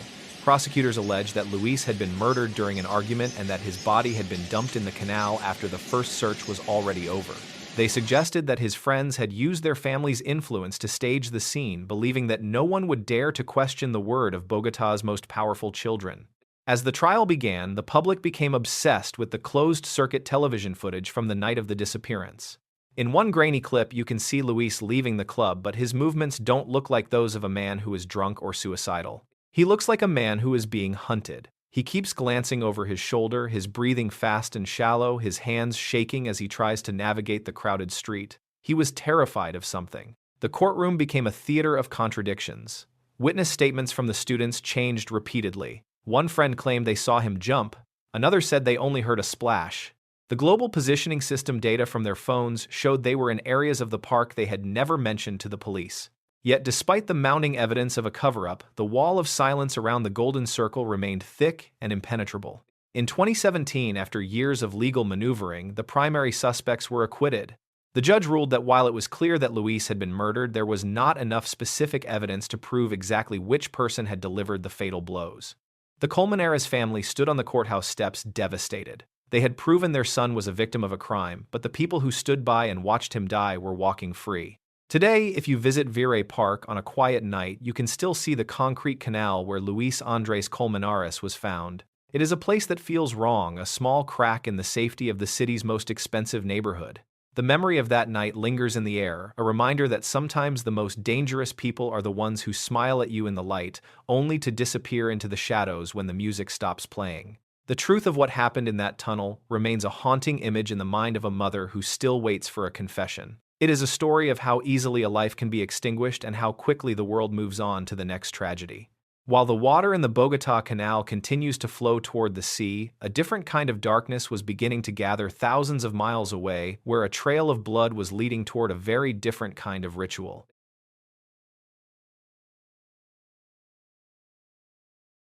At exactly 8 o'clock on a bright Tuesday morning in January of 1981, the Toa Payoh housing estate in Singapore was waking up to its usual rhythmic hum of activity. In the shadow of Block 12, a sprawling public housing building, residents were busy hanging laundry out on long bamboo poles and preparing for a day that felt like any other. In this part of the world, life was governed by a strict sense of order and communal safety that few ever questioned. For the thousands of families living in these high-rise blocks, the corridors were like extended living rooms. It was a time when neighbors knew each other by name, doors were frequently left unlocked to catch a breeze, and children were encouraged to play freely in the open-air galleries. Toa Payoh was a shining symbol of a young nation's progress, a place where the chaos of the old world had been replaced by clean concrete lines and a feeling of absolute security. Among the residents was a young girl named Agnes Ng, who was just 9 years old. She was a quiet child known for her polite smiles and her bright school uniform. That morning, she had been given a small amount of money by her mother to go and buy some snacks from a nearby shop. It was a simple 5-minute errand that she had performed dozens of times before. She stepped out into the hallway, her small shoes clicking against the stone floor, and disappeared around the corner. An hour passed, and then 2. When Agnes did not return, a subtle, cold knot of unease began to form in her mother's chest. At first, she assumed Agnes had simply run into a friend or stayed to watch the older boys play marbles in the void deck. She walked out onto the corridor and called her daughter's name, expecting to see her small frame skipping back toward her. But the long, narrow hallway was empty, the only sound being the distant drone of traffic and the chirping of birds. By late afternoon, the unease had sharpened into a terrifying certainty that something was wrong. The neighborhood mobilized, with aunts, uncles, and shopkeepers joining the search. They checked the playgrounds, the stairwells, and the crowded markets, calling out for a little girl in a white and blue uniform. The police were called, but in 1981, the idea of a child being snatched from a safe housing estate was so foreign that everyone assumed she had just gotten lost. As the sun began to set, casting long orange shadows across the concrete pillars of Block 12, the search reached a fever pitch. Residents moved in small groups, their flashlights cutting through the deepening gloom of the unlit corners. It was during this time that a man living on the first floor noticed a strange, dark bundle lying near the lift landing. He approached it slowly, thinking it was a bag of discarded clothes or perhaps some trash that had been left behind by a tenant. As he got closer, his heart began to hammer against his ribs with a sudden, violent force.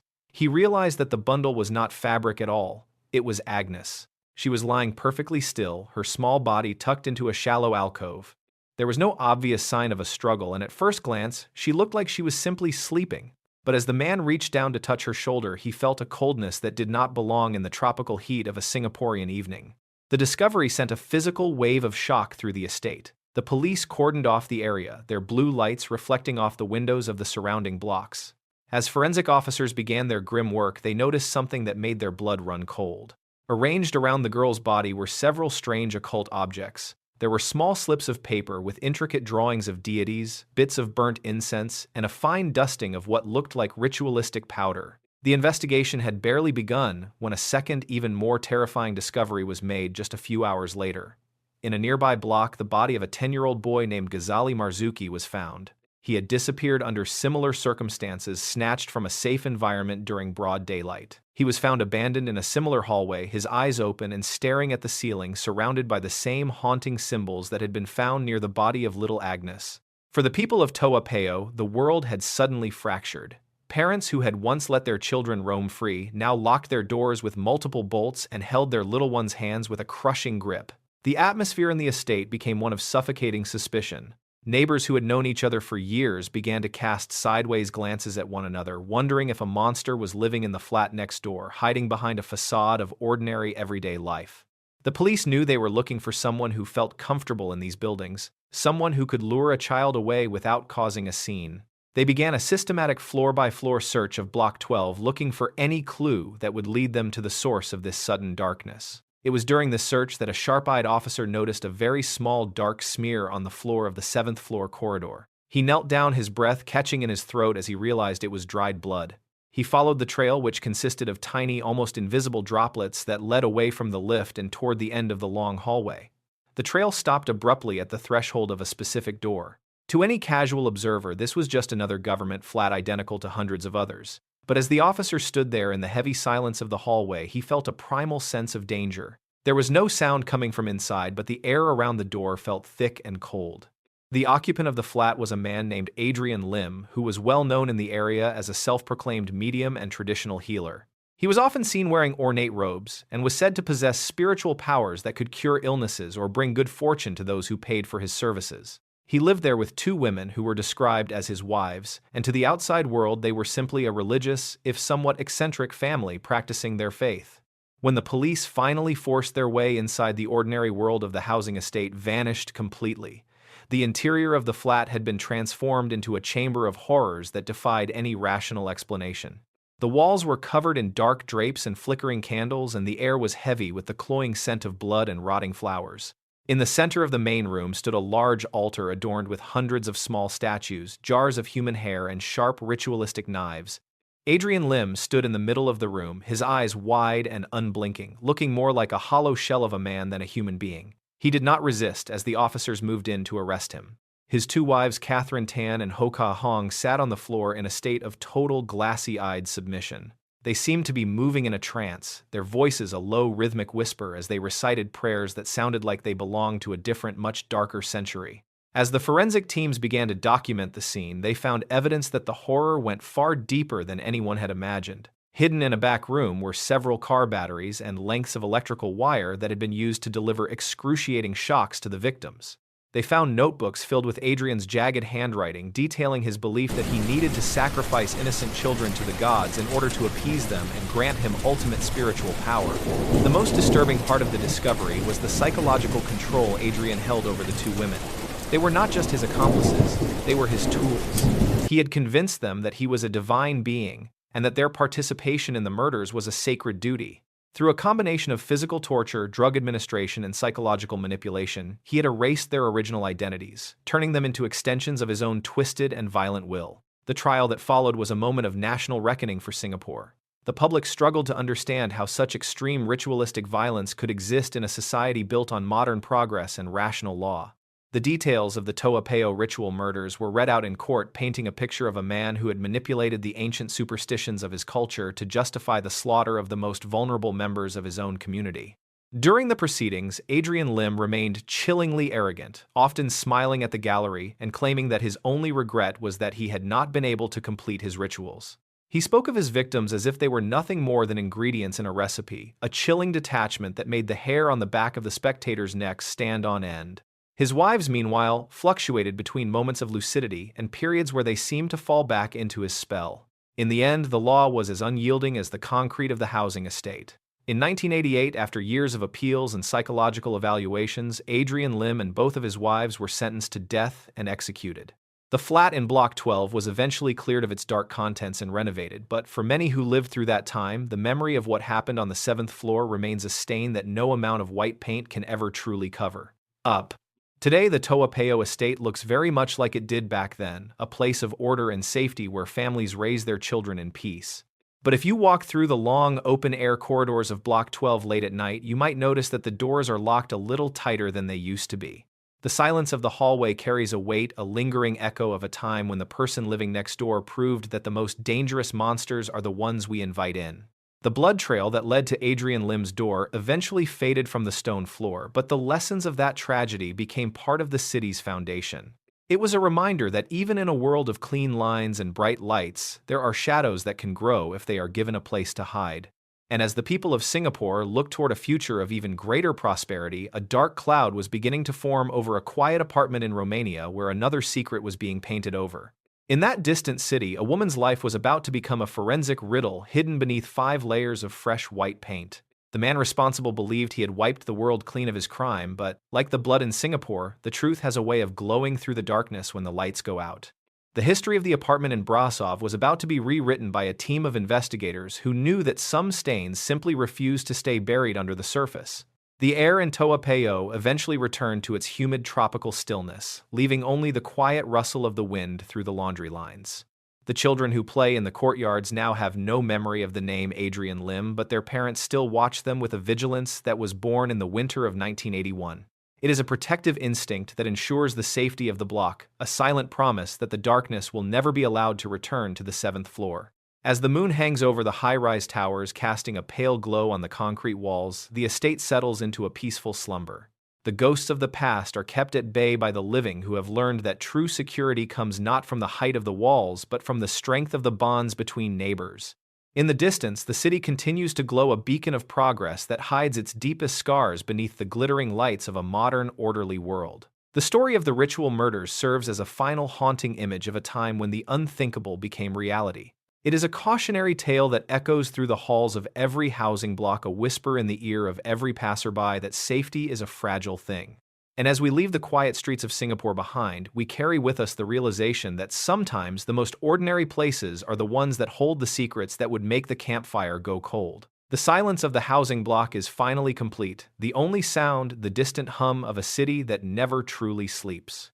The memory of Agnes and Ghazali is preserved in the hearts of those who remember, a solemn reminder of the innocence that was lost in the pursuit of a madman's power. Their names are a soft prayer in the darkness, a hope that the light will always find its way into the corners where the shadows try to take root and grow into something monstrous. The journey through these 12 stories continues, moving from the tropical heat of the islands to the cool mountainous air of Eastern Europe. Each stop reveals a new layer of the human experience, showing us that no matter where we go, the same fears and the same mysteries follow us like a shadow.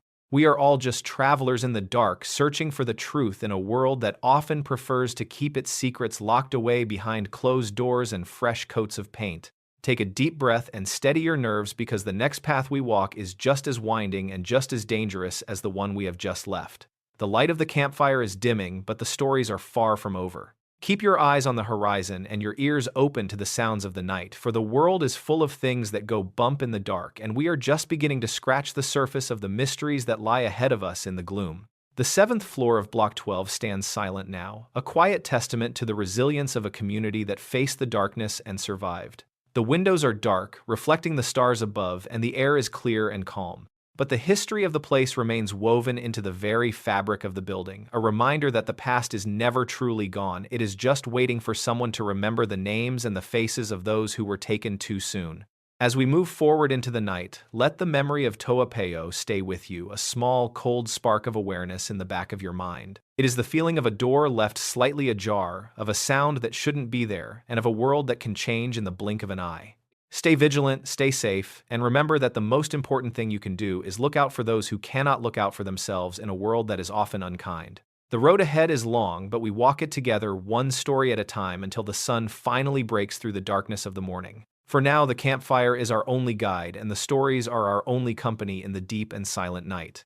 Let us move on to the next mystery, to the city of Brasov, where a lawyer's disappearance was about to become the most famous forensic puzzle in the history of a nation that thought it had seen everything. The shadows are lengthening and the air is growing colder, but the stories must be told. They are the record of our collective history, the dark mirror that reflects the reality of the world we live in. We listen because we need to know, because we need to understand the things that scare us the most, and because in the telling of the story, we find a way to make sense of the senseless and to bring the light of the truth into the deepest darkness. At 6 o'clock, on a cool Thursday evening in late August of 2007, a 38-year-old woman named Elodia Ganescu was finishing her final meetings for the day. Elodia lived in the beautiful city of Brasov, Romania, a place where medieval watchtowers and Gothic cathedrals stand against the backdrop of the Carpathian Mountains. To anyone walking the cobblestone streets, it felt like a fairy tale setting, and Elodia was arguably one of its most successful citizens. She was a high-powered defense lawyer known for her sharp mind, her expensive taste, and a confidence that filled any courtroom she entered. As she packed her leather briefcase and walked to her car, she was likely thinking about her young son and the evening routine that awaited her. She was a woman who moved through life with a sense of total control. However, as she pulled her car into the parking garage of her upscale apartment building, that control was about to vanish. Elodia was married to a man named Christian Chiowaka. On paper, they were the definition of a local power couple. While Elodia was winning cases in court, Christian was a respected police officer, a man tasked with upholding the very laws his wife often challenged. They lived in a beautiful modern apartment with their toddler, and to their neighbors they seemed like the perfect professional pair. But behind the heavy oak door of their home, the fairy tale was beginning to rot. For months, the marriage had been fracturing under the weight of secrets and mutual suspicion. Both were strong-willed individuals, and the domestic silence had grown heavy and cold. On that particular night, August 30th, neighbors in the building later recalled hearing muffled voices, the kind of low-frequency argument that vibrates through floorboards without revealing specific words. It was a familiar sound in the building, and so nobody thought to call the police. But the next morning, the rhythm of the household changed. Usually, Elodia was out the door early, her heels clicking briskly down the hallway as she headed to her law firm. On August 31st, there was no clicking of heels. There was no sound of a car starting in the garage. There was only silence. This went on for 1 day, then 2, then 3. Elodia's colleagues began calling her cell phone, but each call went straight to a generic voicemail box that remained full. In any other disappearance, the husband would be at the police station within hours, frantic and demanding a search. But Christian Shawaka was a police officer. He knew the system, and he knew how missing person cases were prioritized. He waited 5 full days before he finally walked into a police station to report that his wife was gone. His tone was remarkably calm, almost clinical. He told his fellow officers that Elodia had simply packed a bag and walked out after a fight. He suggested that perhaps she had left the country or was hiding out to punish him. Because he was one of their own, his colleagues initially took him at his word. They assumed the successful lawyer had simply reached her breaking point and needed space. But Elodia's parents knew better. Their daughter would never, under any circumstances, leave her young son behind for 5 days without a single phone call. They began to pressure the investigators to look closer at the apartment. When detectives finally entered the home on September 5th, they were greeted by a very specific and overwhelming smell. It wasn't the scent of decay, but rather the sharp chemical sting of fresh industrial paint. They walked into the master bedroom and found Christian standing there calmly. The room was oddly sparse. The large matrimonial bed was gone, and the walls, which had previously been a warm cream color, were now a blinding stark white. They looked as if they had just dried. Christian explained that since his wife had left, he decided it was the perfect time to do some long overdue home renovations. He told them he had thrown out the old furniture because it reminded him of their failing marriage. It was a logical explanation for a man trying to move on, but to the forensic team, the timing was almost too perfect. They noticed that the paint was incredibly thick, quite heavy, uneven coats that looked as if someone were trying to find a stain. The lead investigator decided to use aluminum, a chemical that reveals trace amounts of blood by making them glow a ghostly blue in the ultraviolet light. They closed the heavy curtains, turned off the lamps, and sprayed the liquid across the fresh white walls. For a moment it was pitch black. Then, as the chemical reacted, the room began to light up. It wasn't just a few spots. The walls, the floorboards, and even the baseboards began to glow with a terrifying intensity. The blue light revealed a story that the fresh paint had tried to smother. There were high-velocity impact patterns and long streaking marks where something had been wiped away. The forensic team realized they weren't looking at one layer of paint. Christian had applied 5 separate layers of thick white paint to the bedroom walls in just a few days. He had literally tried to bury the evidence of a violent struggle behind a wall of chemicals, believing his knowledge of police tactics made him invincible. The investigation then moved to Christian's police locker and his official vehicle. Even though he was an officer, he had been careless with his own equipment. Inside his police uniform, detectives found microscopic droplets of Elodia's blood embedded in the fabric. In the trunk of his car, they found more traces. It became clear that this wasn't a woman who had packed a bag and left. This was a woman who had been meticulously removed from her own life by the man who was supposed to protect her. Despite the overwhelming forensic evidence, the prosecutors faced a massive legal hurdle that is a nightmare for any justice system. They did not have a body. In Romania at that time, a murder conviction without a corpse was almost unheard of. Christian knew this. He refused to speak, maintained his innocence with a smug smile, and dared the state to prove a murder had occurred when the victim was technically just a missing person. He believed that no body meant no crime. For years, the case stalled in the courts, becoming the most famous legal battle in Romanian history. Detectives searched the vast Carpathian forests, explored deep mountain ravines, and drained local lakes, but Elodia was nowhere to be found. Christian eventually returned to work walking the streets as a free man while the clouds of suspicion hung over him. It seemed as though he had committed the perfect crime by simply being patient and relying on the limitations of the law. However, the pressure from the public and Elodia's family never wavered. investigators turned to his electronic records and GPS data. They found that on the night of the disappearance, Christian had driven to a remote, rugged area of the mountains outside of Brasov. He had spent several hours in a location that was difficult to reach and even more difficult to search. In a nearby ravine, they found a discarded trash bag containing Elodia's identity card and some of her personal jewelry. This discovery was the final crack in his defense. In 2014, in a landmark ruling, the court decided that the combination of the blood under the 5 layers of paint, the blood on his uniform, and the discarded personal items was enough to prove he had killed her. Christian was sentenced to 15 years in prison. It was the first time in the nation's history that someone was convicted of murder without a body ever being recovered. He had hidden her well, but he couldn't hide the science. Even today, from his prison cell, Christian Shioka has never revealed where he put Elodia. He remains the keeper of a secret that has left a young son without a mother and a family without a grave to visit. The case of the lawyer and the policeman remains a haunting reminder that you can try to paint over the past as many times as you want, but the truth has a way of glowing in the dark. The white walls of that apartment in Brasov eventually told a story that no one was meant to hear. The 5 layers of paint in Romania were meant to create a new beginning, a clean slate for a man who thought he could rewrite reality. But as we leave the mountains of Brasov behind, we travel north to a place where the air is even colder and the silence is even deeper. In the rural heart of Norway, another family was about to be torn apart not by paint and chemicals, but by a dispute over a piece of land that had been in their blood for generations. In the quiet village of Sorum, the Orderud farm stood as a symbol of tradition and hard work, a place where 3 generations of the same family shared their lives and their history. But like the marriage in Brasov, the piece of the farm was a fragile mask. Beneath the surface of their respected lives, a bitter conflict was brewing, and it would eventually lead to a midnight execution that would leave the entire nation of Norway questioning if you can ever truly know the people you share your name with.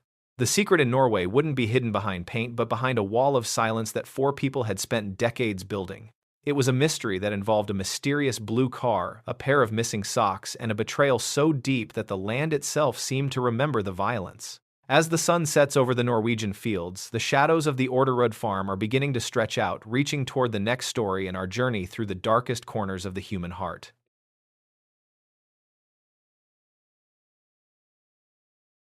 At 11 o'clock on a quiet Friday night in May of 1999, the Orderud farm in the rural village of Sorum, Norway was bathed in the soft silver light of a northern spring moon. For over 70 years, Christian Orderud and his wife Marie had lived on this land tending to the cattle and watching the seasons change from the porch of their traditional white farmhouse. To them, this wasn't just a business. It was their entire legacy, a place where every fence post and stone path held a memory of their family's long history. The village of Sorum was the kind of place where people lived for generations, and the Orderuds were considered the very pillars of that community. Their routine was as steady as the rising sun. Every morning, 81-year-old Christian would be out in the barn before most people had even poured their first cup of coffee, and 84-year-old Marie would be in the kitchen, the smell of fresh bread drifting through the open windows. It was an idyllic, peaceful existence that felt entirely insulated from the chaos of the modern world. Their daughter Anne Orderud Paust was a high-flying official in the Norwegian government, but she still made it a point to return to the farm as often as she could. For her, the farm was a sanctuary, a place where the pressures of her job in Oslo simply melted away. On this particular weekend, she had traveled back to stay with her elderly parents, looking forward to a few days of quiet conversation and the simple comfort of being home. The 3 of them had finished a modest dinner and retired to their rooms early, just as they always did. However, beneath the surface of this picture-perfect rural life, a dark and bitter current was beginning to pull at the family's foundation. For several years, Christian had been locked in a grueling legal battle with his own son, Per Orderud, over the ownership of the farm. Per had been working the land for years and felt he was the rightful heir, while Christian was hesitant to hand over the deed entirely. What should have been a private family matter had spiraled into a toxic cloud of resentment lawyers and long periods of stony cold silence.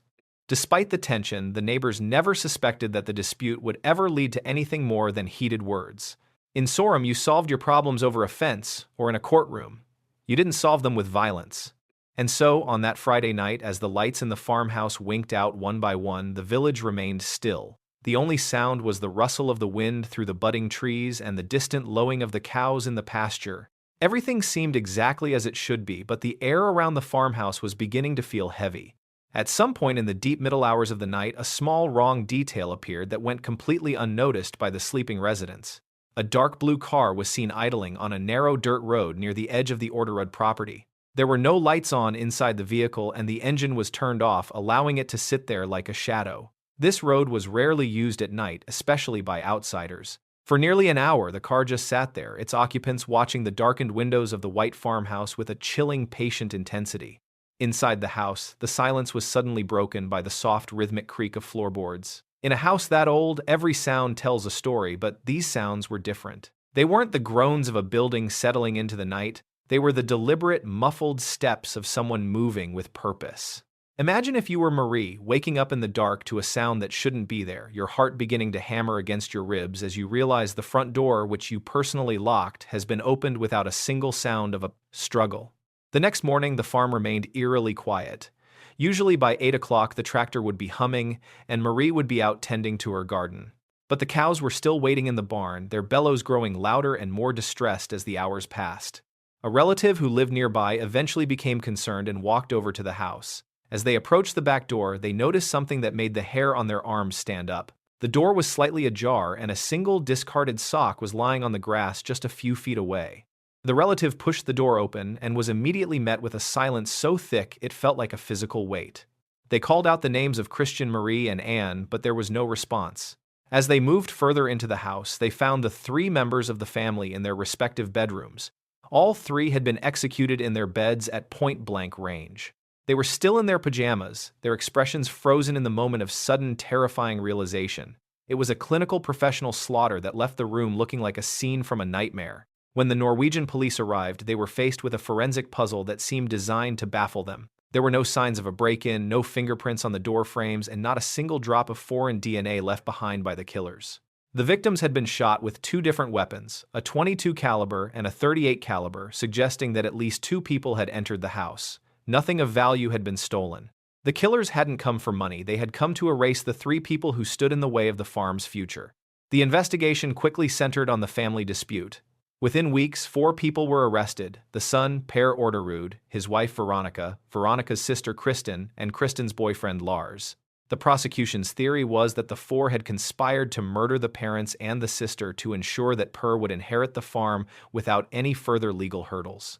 It was a story of greed and betrayal that gripped the entire country, turning the quiet village of Sorum into the center of a national media circus that lasted for months. As the trial began, the public expected a mountain of evidence to be presented, but as the days turned into weeks, it became clear that the case was built almost entirely on circumstantial clues. There were reports of a mock execution plot discussed by the suspects months earlier, and a letter had been sent to the police warning that something terrible was going to happen at the farm. However, the murder weapons were never found, and there was no physical proof that any of the 4 suspects had actually been inside the farmhouse on the night of the killings.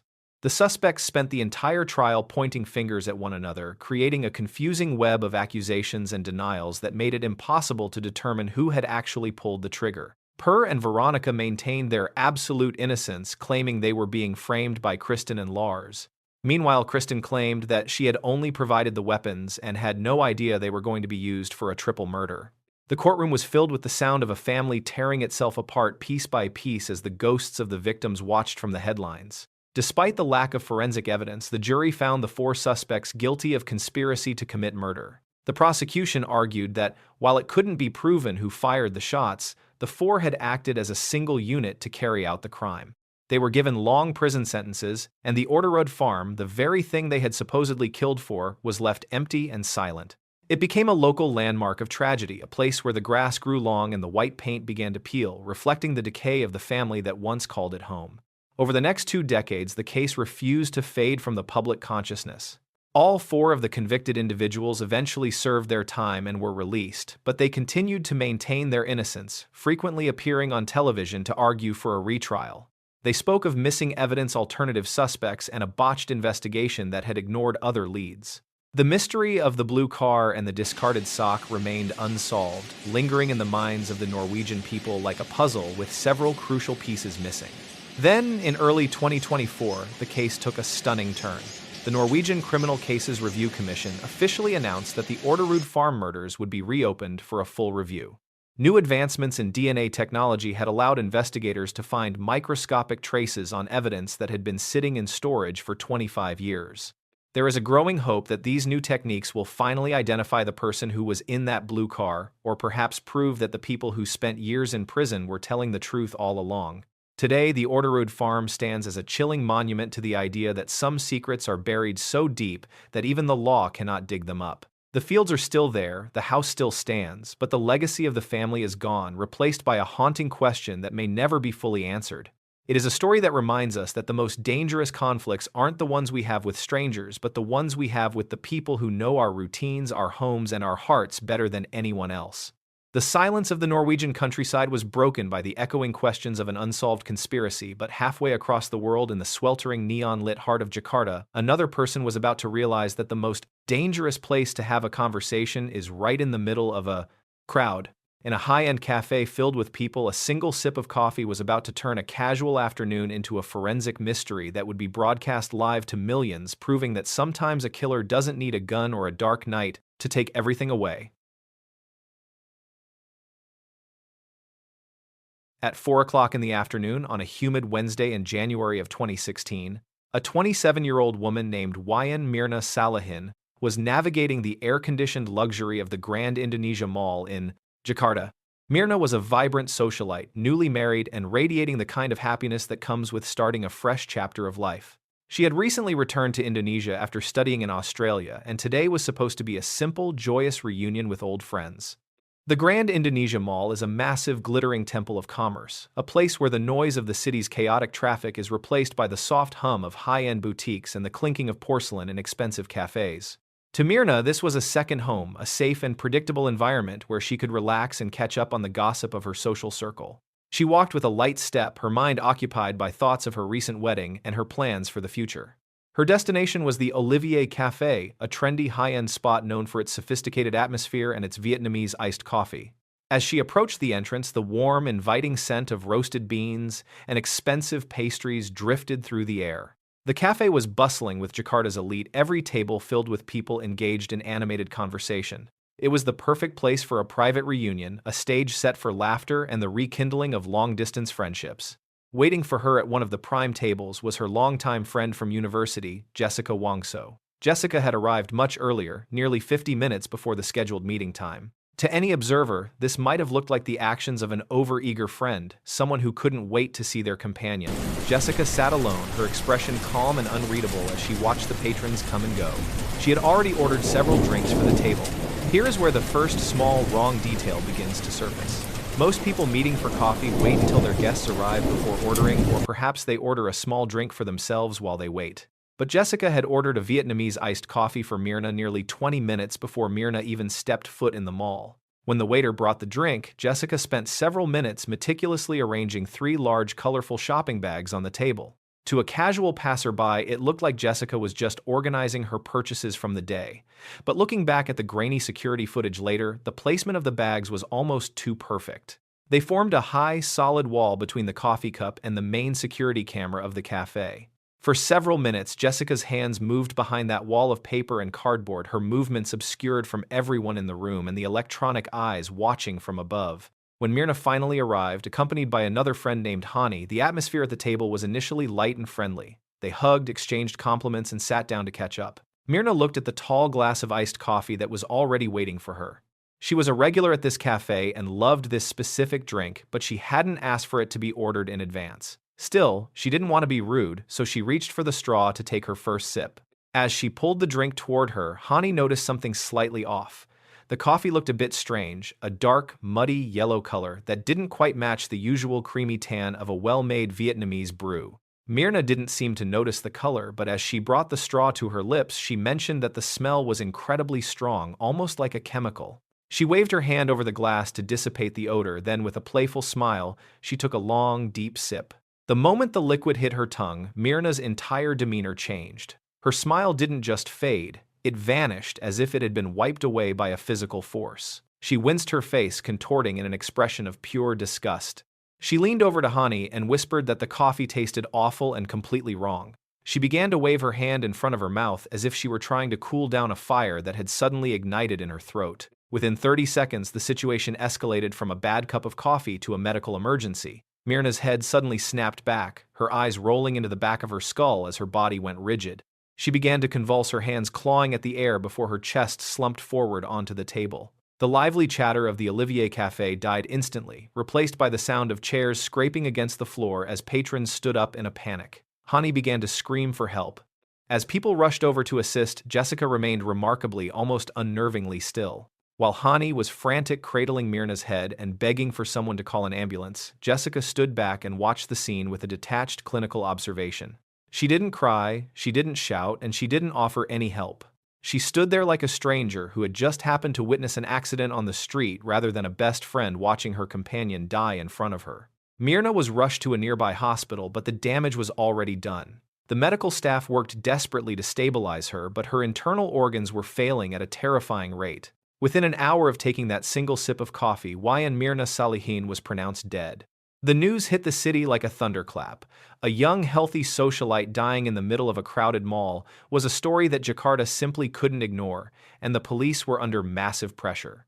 When the toxicology report came back a few days later, the cause of death was confirmed to be a lethal dose of cyanide. The concentration of the poison in her stomach was so high that it had literally begun to corrode the lining of her digestive tract.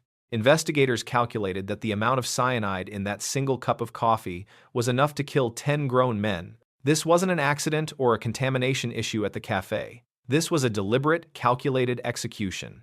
The investigation immediately pivoted to the Olivier Café and the people at that table. The police seized the security footage and began the grueling process of watching every second of Jessica's 50-minute wait. They saw the bags being placed.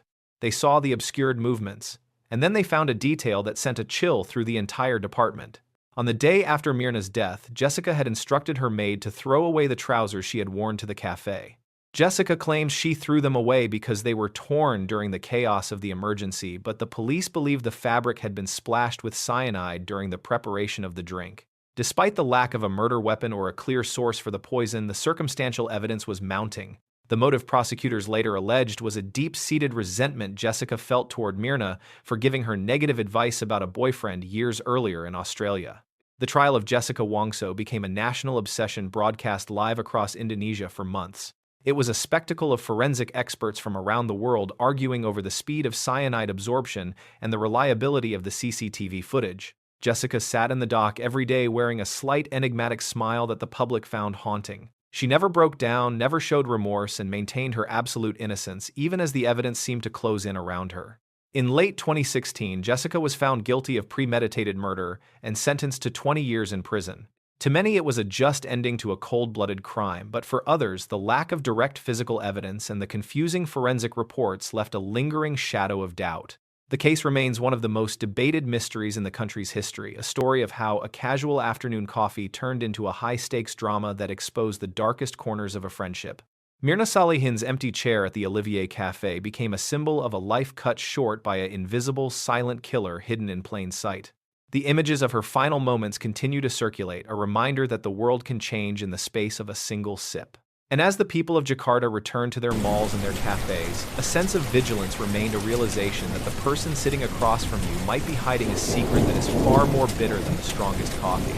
The trial of the century eventually ended, and the cameras were turned off, but the questions about what really happened behind those shopping bags still echo through the hallways of the Grand Indonesia Mall.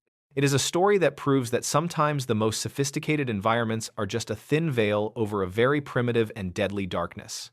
While the city of Jakarta continues to move forward, the ghost of that Wednesday afternoon remains a chilling reminder of a reunion that turned into a farewell. One sip of coffee ended a life in a crowded mall, but halfway across the world in the vast wild plains of Kenya, another woman was about to learn that the most dangerous predators aren't always the ones with claws. In the beautiful golden expanse of the Masai Mara, a photographer's dream was about to turn into a nightmare involving an international cover-up and a father's 30-year hunt for a monster who was protected by the very government he served.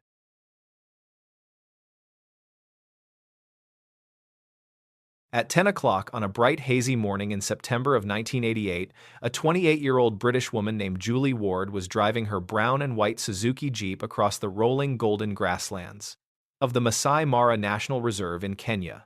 To most people, being alone in the middle of a vast African wilderness would be terrifying, but for Julie, this was exactly where she felt most alive and at peace with herself. She was an accomplished wildlife photographer, and she had spent the last several months traveling across the continent capturing the raw and untamed beauty of the animal kingdom.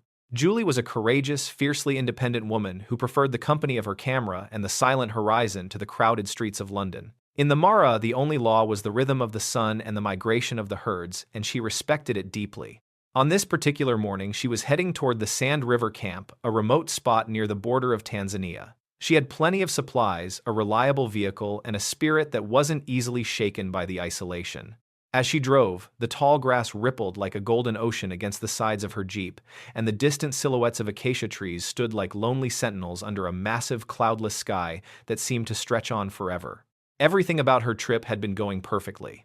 She had captured stunning images of lions resting in the shade of acacia trees and the chaotic energy of the great wildebeest migration, and she was planning to head back to Nairobi in just a few days to begin the long journey home to England. However, as she navigated a particularly uneven stretch of volcanic rock and dirt track, she felt a sudden heavy jolt beneath the floorboards. A loud metallic snapping sound echoed. Julie managed to bring the Jeep to a halt, the engine coughing once before dying into a heavy absolute silence. When she climbed out to inspect the damage, her heart sank into her stomach. The rough terrain had finally taken its toll on the aging Suzuki, and a crucial part of the suspension had snapped. She was miles away from the nearest outpost, stranded in a landscape where the beauty of the predators she loved could turn deadly as soon as the sun went down. Most people in her situation would have panicked, but Julie was experienced. She knew that staying with the vehicle was her best chance for survival. She spent the afternoon trying to signal for help, but the Mara is vast, and her Jeep was just a tiny speck in an endless sea of green and gold.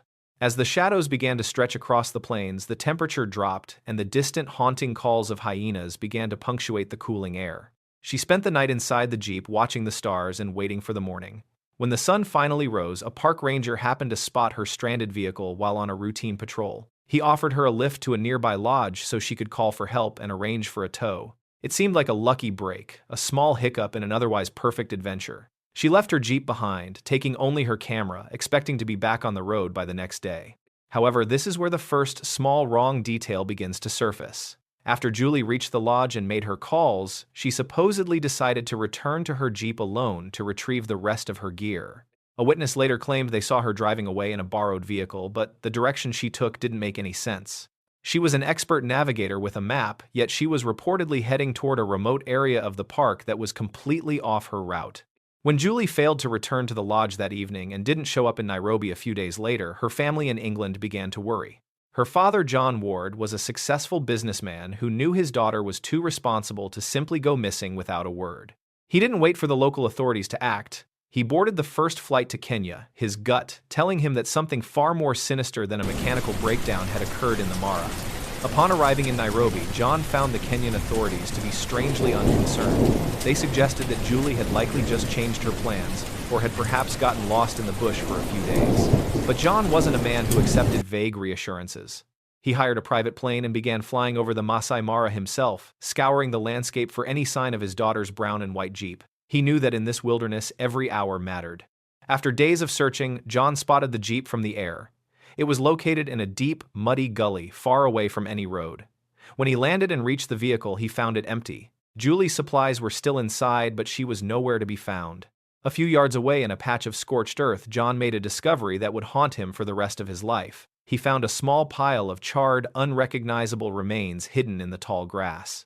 The Kenyan police immediately issued a statement that was both shocking and suspiciously convenient. They claimed that Julie Ward had been struck by a bolt of lightning while walking away from her Jeep, and that her body had subsequently been partially eaten by lions. To the officials, it was a closed case, a tragic freak, accident of nature. But as John looked at the small collection of remains, he noticed a physical detail that made his blood run cold. Among the scorched fragments, he found a piece of a jawbone and a portion of a leg. What the police called animal damage looked to John like something else entirely. He noticed that the bone had been cut with a clean, straight edge, as if by a sharp blade. Lions tear and crush their prey. They do not perform clean amputations. John realized in that moment that the Kenyan government wasn't just wrong, they were actively lying to him about how his daughter died. John Ward refused to let the lion attack theory stand.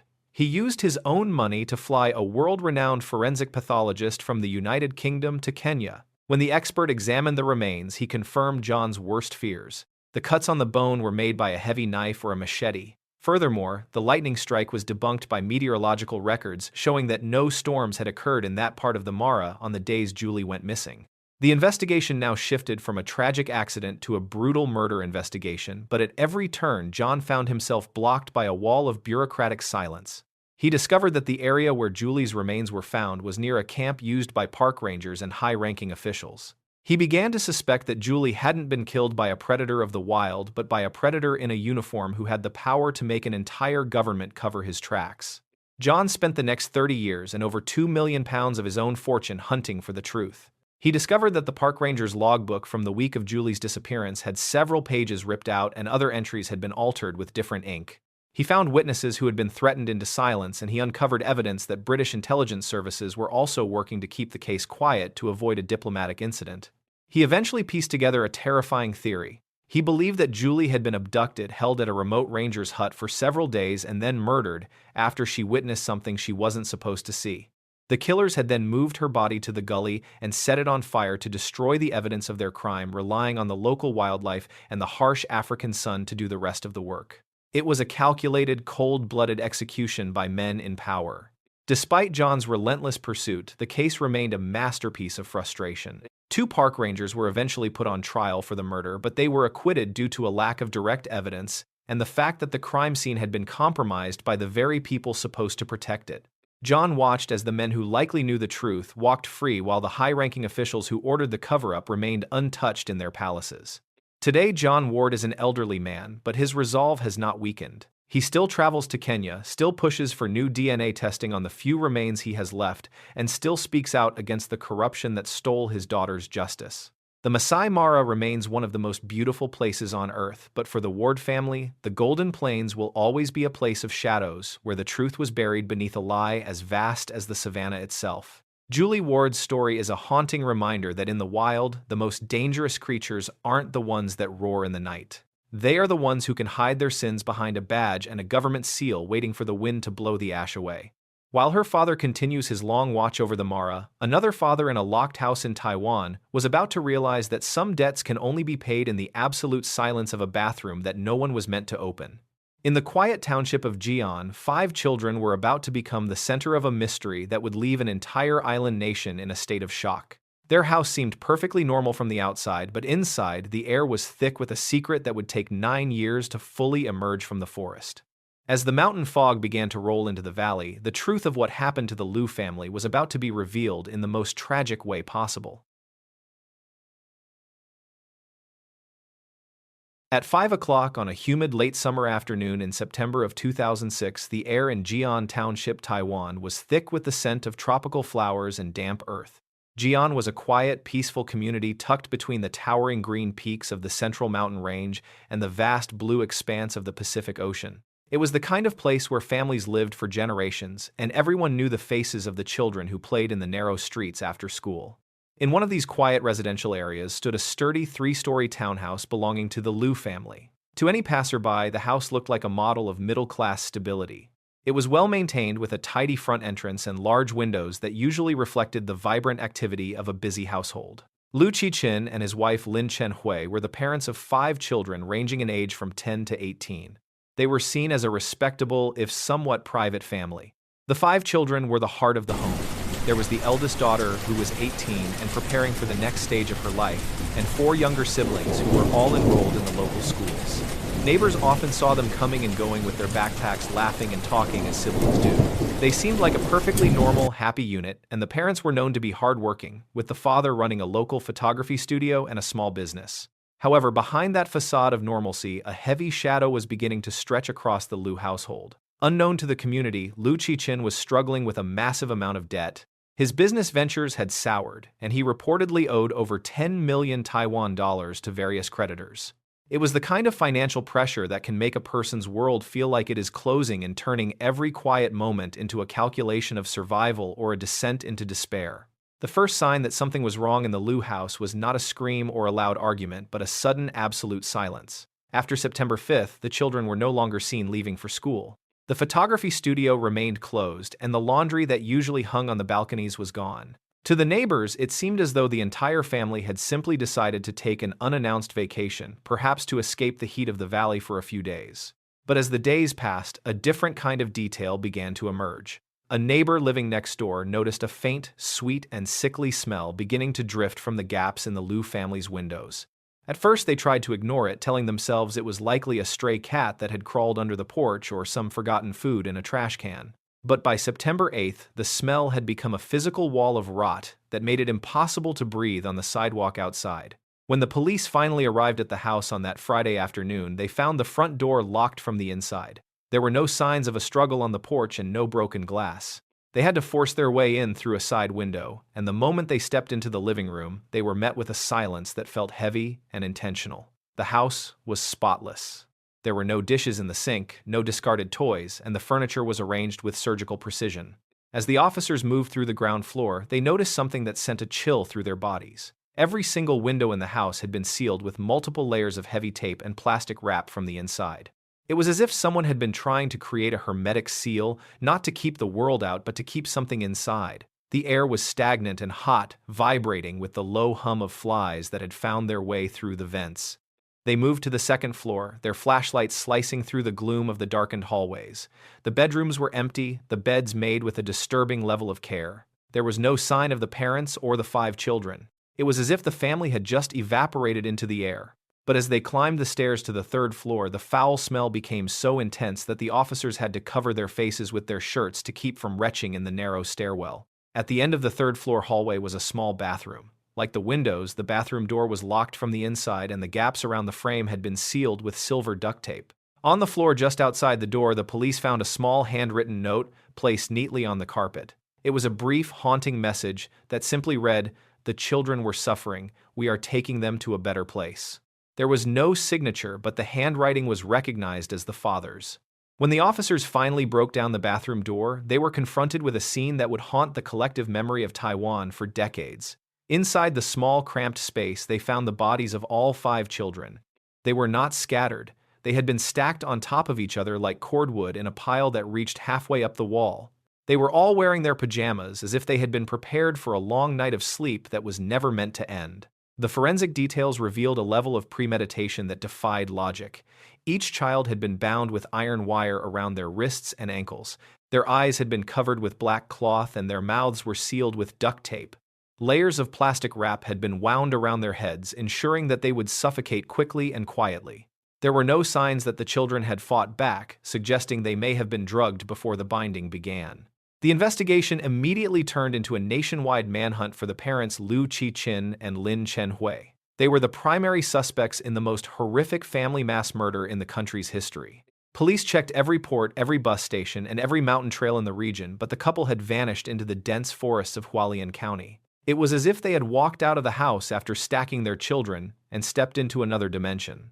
A few days into the search, detectives discovered a digital camera left behind in the living room. When they looked through the files, they found a series of photographs that had been taken just hours before the murders. One photo showed the mother, Lin Chen-hui, standing in the bathroom. She wasn't a victim.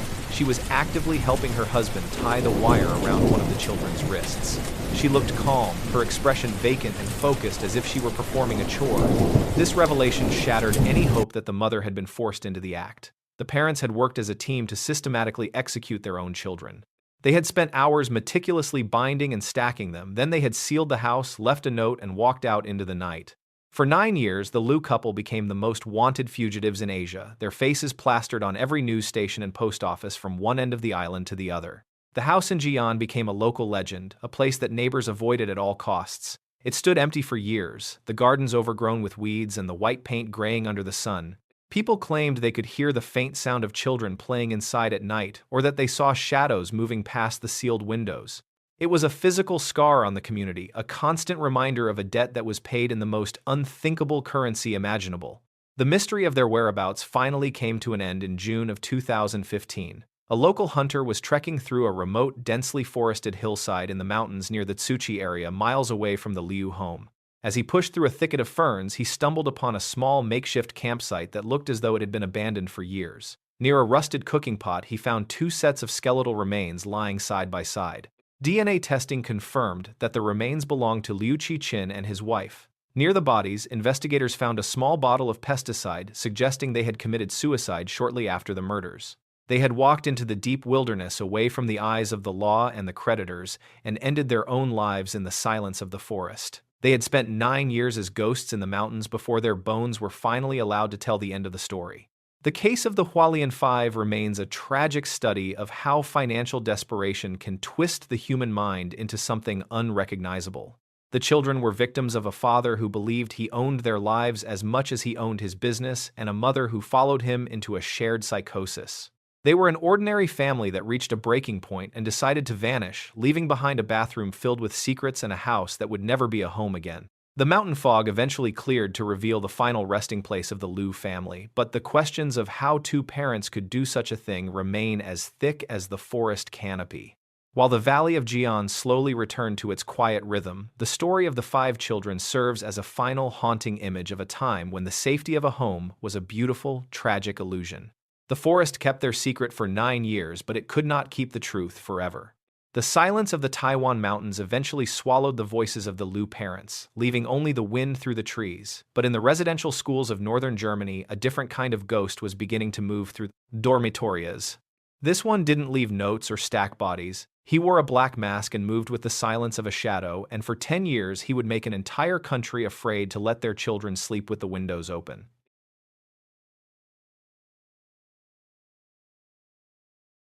At 2 o'clock on a warm summer night in 1992, an 8-year-old boy named Stefan was fast asleep in a dormitory at a youth hostel in northern Germany.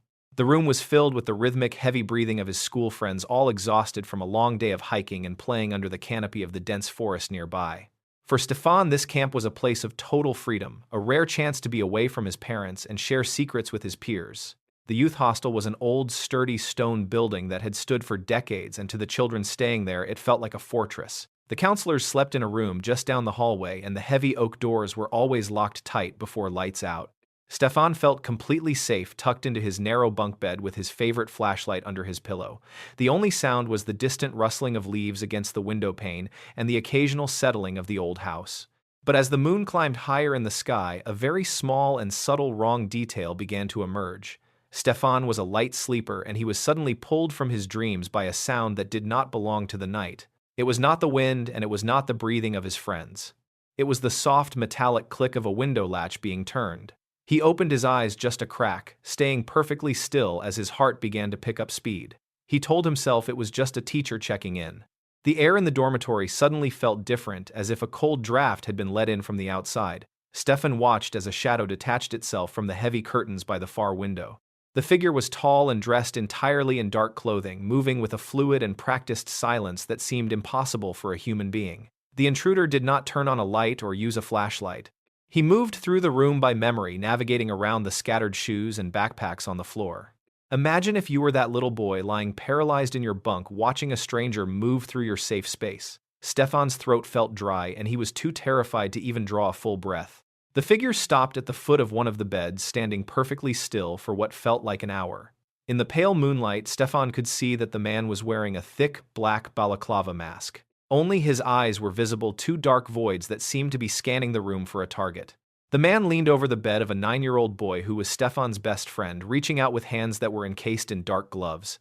With a sudden and terrifying efficiency, the intruder scooped the sleeping child up, pressing a hand over his mouth before he could even let out a whimper. Before Stefan could process what was happening, the man stepped back toward the window and vanished into the darkness of the forest. The room returned to its silence, but the air was thick. When the alarm was finally raised the next morning, the police found absolutely nothing. There were no fingerprints on the window frame, no footprints in the dirt outside, and not a single shred of fabric left behind. The intruder was a ghost, a shadow that could walk through walls and disappear before the world woke up. For the next several years, this story became a campfire legend across Germany, a terrifying tale used to make sure children stayed in their beds and kept windows shut. But the masked man was not a legend. He was very real, and he was just getting started. Over the next decade, the same figure struck again and again at various summer camps and residential schools across northern Germany. Each time the pattern was the same. He would slip into a crowded dormitory in the middle of the night, abduct a young boy, and vanish. He seemed to know the layouts of these buildings perfectly, as if he had studied the blueprints or spent years walking the halls. The police were baffled. They conducted thousands of interviews and checked the backgrounds of every teacher and counselor in the region, but they could not find a single lead. The intruder never left DNA, and he never made a mistake. He was so efficient that some investigators began to wonder if they were looking for a professional with military training. The public fear grew into a national hysteria, and the once beloved tradition of summer camps became a source of deep anxiety. One of the most disturbing details was the man's patience. In some cases, he would enter a house and simply sit at the end of a child's bed for hours, watching them sleep before deciding whether to take them. He was not just a predator, he was an observer who took pleasure in the proximity of his victims. The children who survived these encounters spoke of a man who did not speak a shadow that felt cold and heavy like a physical weight pressing down on the chest of the room. As the years turned into a decade, the case of the masked man went cold. The abductions stopped as suddenly as they had begun, and the figure in the black balaclava faded into the archives of unsolved crimes. The boys who had been taken were never found, and their families were left to live in a permanent state of grief and uncertainty.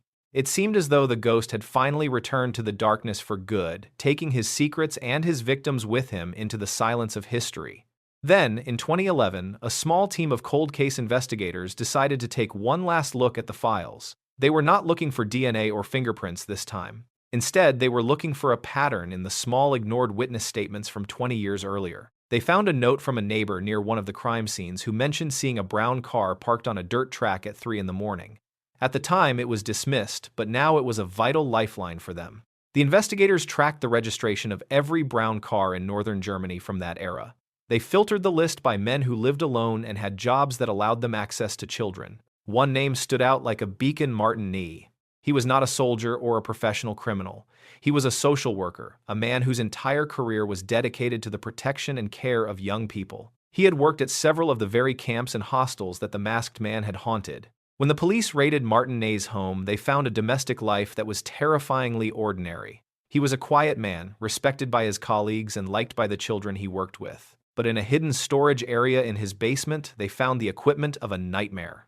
There were black masks, rolls of specific duct tape, and a collection of detailed diaries. In these journals, Martin Nee had recorded every nighttime walk he had taken over the course of 10 long years.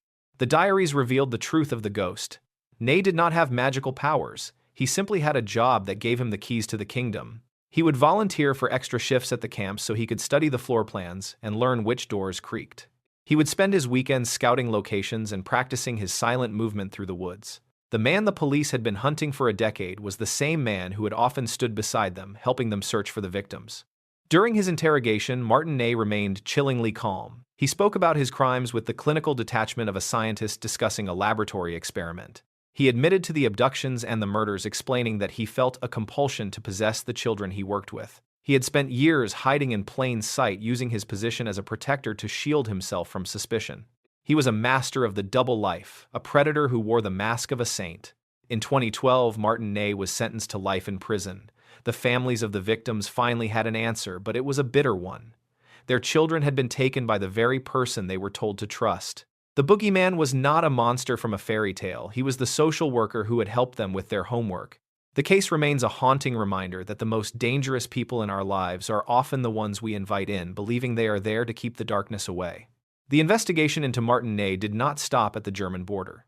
Detectives discovered that he had traveled extensively across Europe, often staying at youth hostels in France and the Netherlands. In 2021, new evidence linked him to the disappearance of a child in France, showing that his hunting ground was much larger than anyone had realized. He had used his credentials as a social worker to bypass security and move through different countries without raising a single alarm. The cold, calculated nature of his crimes changed the way summer camps operate in Europe forever. New laws were passed requiring intensive background checks for all youth workers, and hostels began installing high-tech security systems to replace the simple oak doors of the past. But for the survivors, the damage was already done. They grew up with the knowledge that the person watching over them while they slept was the same person who was waiting for the perfect moment to strike. Today, the summer camps of northern Germany are quiet again, and the windows are once again left open to catch the evening breeze. But for those who remember the decade of the masked man, the silence of the forest still carries a weight. Martin Nee is behind bars, but the image of the shadow in the black balaclava remains a chilling reminder that sometimes the person standing at the foot of your bed isn't a ghost, but a man who knows exactly which floorboards do not make a sound. The masked man was a predator who used a uniform to hide his true face, but for the Lauder family in South Africa, the monster was even closer to home. It was not a social worker from the city, but a voice from the heavens that spoke through the mail. In a quiet religious household in Durban, the sound of a letter sliding through the front door was about to turn a family's faith into a weapon of total destruction, proving that the most terrifying letters are not the ones that come with a threat. The journey through these shadows continues, moving from the cold dormitories of Europe to the sun-drenched suburbs of Africa, where a different kind of manipulation was waiting to strike. Each story reveals a new way that the ordinary can become monstrous, and each secret is a piece of a puzzle that we are slowly putting together by the light of this fire. Stay close, keep your eyes on the darkness, and listen as the next letter is opened, revealing a truth that no one was prepared to hear. The flickering flames of our campfire are casting long shadows now, and the air is growing even thinner as we prepare to cross another ocean. There is a sense that the world is a much smaller place than we thought, and the darkness is a much more familiar neighbor than we ever wanted to admit. Take a moment to steady your breathing and make sure your surroundings are secure, because the story of the Lauder family is one that will challenge everything you think you know about trust and faith. In the suburbs of Durban, the sun is setting over the Indian Ocean and the houses are beginning to glow with the soft light of dinner time. It looks like a paradise, a place of safety and tradition, but inside one of those houses, the letters are waiting. They are sitting on the hallway table looking entirely harmless, but they carry a message that will leave a trail of blood across the floor. The voice of God is about to speak, and when he does, the consequences will be absolutely devastating. At 7 o'clock on a cool and breezy evening in July of 2008, a 63-year-old man named Johannes Lauder was sitting in his favorite armchair in the living room of his beautiful home in Westville, quiet and affluent suburb of Durban, South Africa. The house was a sprawling, comfortable sanctuary surrounded by lush subtropical gardens and high-security walls, which was standard for the area. Johannes was a successful businessman, a man who had worked hard his entire life to provide a peaceful and stable environment for his family. His wife Alice, who was 53, was nearby, likely preparing a light snack or organizing things for the next day. They were a deeply religious couple, known in their community for their unwavering faith and their commitment to their local church. For the Lauders, life was governed by a strict set of moral values and a sense of traditional order. Their home was a place of prayer, quiet reflection, and the kind of predictable routine that makes a person feel completely insulated from the dangers of the outside world. Their two children, 26-year-old Nicolette and 20-year-old Hardis, were also in the house that evening. They had been raised in a sheltered environment, attending private schools, and participating in church activities from a very young age. To any outsider looking in, the Lauders were the perfect example of a successful, God-fearing family. There was no reason for Johannes to feel anything other than complete contentment as he watched the shadows of the palm trees stretch across his perfectly manicured lawn. However, beneath this veneer of suburban peace, a small and very strange detail had begun to emerge several months earlier. It started with the arrival of a new person in their lives, Nicolette's boyfriend, a young man named Matthew Naidu. Matthew was charismatic, intense, and claimed to be deeply spiritual. At first, Johannes and Alice had tried to be welcoming, even if they found his intensity a bit overwhelming. But recently, the atmosphere in the house had shifted from one of warmth to something cold and unrecognizable. The first real crack in their normal life appeared in the form of a simple piece of paper. One afternoon, Johannes had noticed Nicolette and Hardis huddled together in the kitchen, reading a letter with an expression of intense, almost frightened devotion. When he asked what they were looking at, Nicolette quickly tucked the paper away and said it was nothing. But Johannes saw the look in her eyes. It wasn't the look of a daughter sharing a secret. It was the look of a person who had suddenly found a new and terrifying purpose. In the weeks that followed, the behavior of the two children became increasingly erratic. They stopped joining their parents for their usual evening prayers and began spending hours locked in Nicolette's bedroom with Matthew Naidu. The house, once filled with the sounds of soft music and conversation, was now heavy with a thick, suffocating silence. Johannes noticed that his children no longer looked him in the eye. They moved through the hallways like ghosts, their faces pale and their movements jerky and uncertain. What Johannes and Alice didn't know was that a psychological wall was being built right in the middle of their home. Matthew Naidu had convinced the siblings that he was not just a boyfriend, but a divine messenger. He told them he was the third son of God, and that he was receiving direct instructions from the heavens. He began writing what he called holy letters, which he claimed were dictated by the Creator himself. These letters were not about love or peace. They were about judgment, sin, and the need for a cleansing. At first, the siblings were skeptical that Matthew was a master of manipulation. He used their deep-seated religious upbringing against them twisting scripture to fit his own dark narrative. He isolated them from their parents, telling them that Johannes and Alice were actually vessels of darkness who were preventing them from reaching their full spiritual potential. He created a world where the only way to save their own souls was to follow his commands, no matter how disturbing those commands might eventually become. Imagine being Johannes or Alice in those final days, sitting across the dinner table from your own children and feeling as though they were strangers from a different world. You would see them whispering to each other, their eyes darting toward the hallway where Matthew was waiting. You would try to reach out to ask what was wrong, only to be met with a cold and vacant stare. You would tell yourself it was just a phase, a rebellious streak brought on by a strange new friend, and that things would eventually return to normal. But as the sun set on that July evening in 2008, the normalcy was about to be permanently destroyed. The holy letters had become more specific and more violent. Matthew had informed the siblings that God was demanding a sacrifice. He told them that their parents had to be removed so that the family's wealth could be used for divine work. He spent hours coaching them, describing exactly how the act should be carried out, convincing them that the blood on their hands would be seen by God as a mark of true devotion. Johannes was still in his chair when the first sign of physical danger appeared. It wasn't a loud noise or a sudden intrusion. It was just the sound of the door to Nicolette's room opening and the soft, deliberate footsteps of his children approaching. He looked up, perhaps expecting a greeting or a question about the evening news. Instead, he saw his son Hardis standing in the doorway with a look of absolute glassy-eyed resolve. Hardis wasn't carrying a book or a snack. He was carrying a high-voltage stun gun. The attack was sudden and brutal, shattering the silence of the Westville home. Hardis moved toward his father, the crackling blue light of the taser reflecting in his wide, unblinking eyes.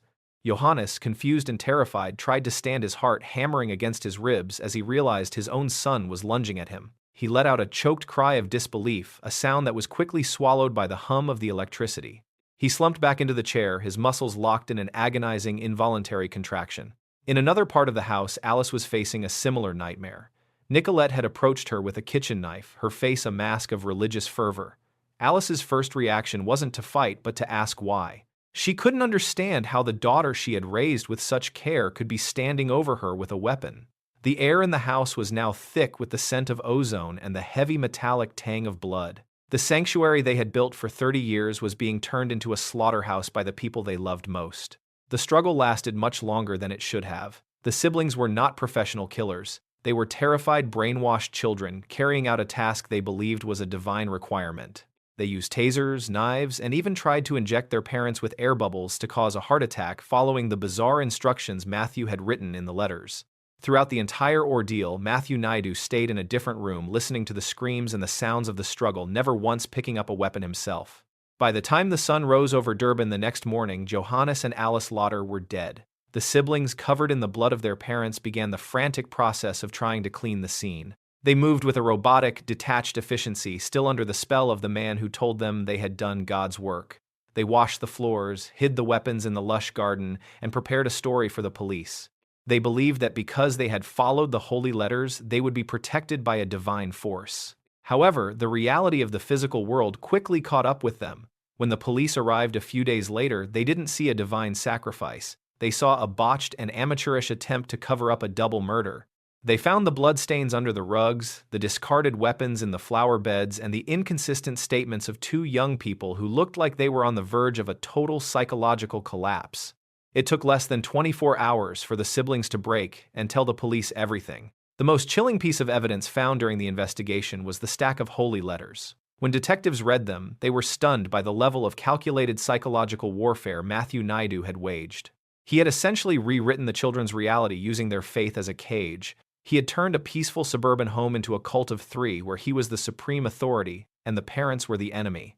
The letters were a roadmap to parricide written with a chillingly calm and authoritative tone. During the trial in 2012, the nation of South Africa watched in horror as the details of the brainwashing were revealed. The defense argued that Nicolette and Hardis were victims of a shared psychosis and that they had been so thoroughly manipulated that they no longer possessed the free will to refuse Matthew's commands. They were described as being in a trance-like state, unable to distinguish between the voice of their boyfriend and the voice of God.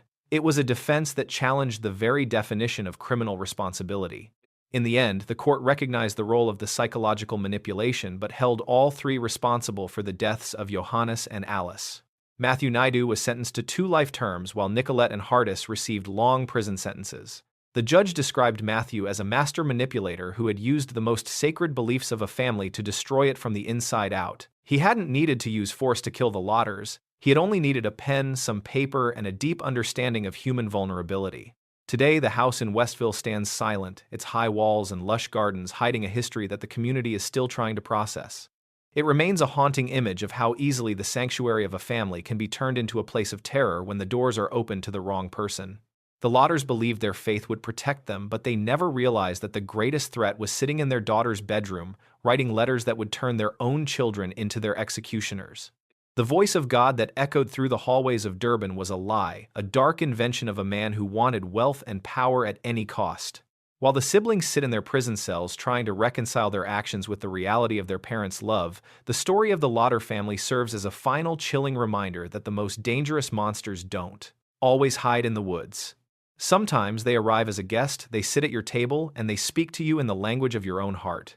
The suburban peace of South Africa was shattered by a divine delusion, but across the Atlantic in the frozen and wealthy neighborhoods of Toronto, another empire was about to be decapitated.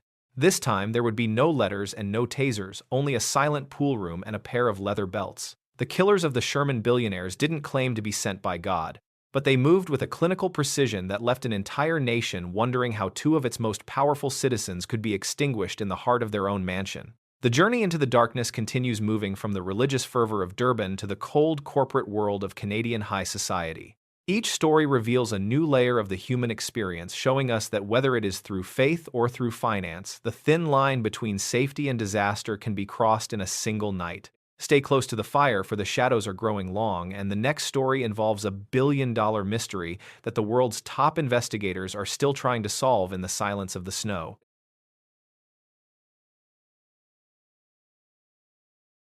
At 10 o'clock, on a freezing and gray Friday morning in December of 2017, a professional real estate agent named Jennifer was unlocking the heavy front door of a $50 million mansion in the North York neighborhood of Toronto. The air outside was bitingly cold, but inside the house it was perfectly still and climate-controlled. This was a massive 12,000 square foot luxury estate, and Jennifer was here to prepare for an upcoming viewing. To Jennifer, this house was a masterpiece of modern architecture. It belonged to Barry and Honey Sherman, two of the most influential and wealthy people in all of Canada. Barry was the billionaire founder of a pharmaceutical giant, and the couple was known globally for their staggering philanthropy. Despite their immense fortune, the house always felt welcoming and quiet. Jennifer moved through the foyer, her footsteps echoing softly on the polished marble floors. The mansion was so large that it often took several minutes to walk from one wing to the other. On this morning, the silence felt particularly deep, as if the walls themselves were holding their breath. Jennifer started her routine, turning on the lights and checking the various rooms to ensure everything was perfect. She moved past the expansive kitchen and the grand living area, heading toward the lower level where the high-end fitness center and the indoor pool were located. As she descended the stairs, the air became slightly warmer and carried the faint, clean scent of chlorine. The pool area was a stunning space, featuring large glass walls and a sleek, modern deck. Jennifer stepped onto the tile, looking across the water. That is when she noticed something unusual at the far end of the pool. Two figures were sitting upright on the deck, side by side, with their backs against a low metal railing that ran along the edge of the water. At first glance, Jennifer thought she was looking at a pair of high-end statues, or perhaps two people who were deeply immersed in a morning meditation. The lighting in the pool room was soft, and from a distance, the couple looked perfectly peaceful. She even hesitated for a second, not wanting to interrupt what she assumed was a private moment between the homeowners. She stood still, waiting for one of them to move, but they remained completely motionless in the dim light. Imagine if you were Jennifer, standing in that cavernous, echoing room. You expect to hear the sound of someone breathing or the rustle of clothing, but there is only the rhythmic hum of the pool filter. The stillness begins to feel heavy. You take a few cautious steps forward, your heart beginning to pick up speed as you realize their heads are tilted back at a very strange, unnatural angle. You call out their names softly, but your voice just bounces off the cold glass walls. Jennifer's pace increased as she drew closer, her eyes straining to make sense of the scene. As she reached the edge of the pool deck, the peaceful image vanished, replaced by a visceral and terrifying reality. Sitting there dressed in their everyday clothes were Barry and Honey Sherman. They weren't meditating, they were dead. Each of them had a heavy man's leather belt looped tightly around their neck, with the other end of the belts tied securely to the metal pool railing behind them. The shock was so sudden that Jennifer felt a wave of nausea wash over her. She stumbled back, her breath coming in short, jagged gasps as she scrambled for her phone. She couldn't understand what she was seeing. The couple was positioned so precisely, seated as if they were watching a movie or waiting for a guest to arrive. There was no sign of a struggle, no blood on the tiles, and no chaos in the room. It looked like a macabre, staged performance intended for an audience.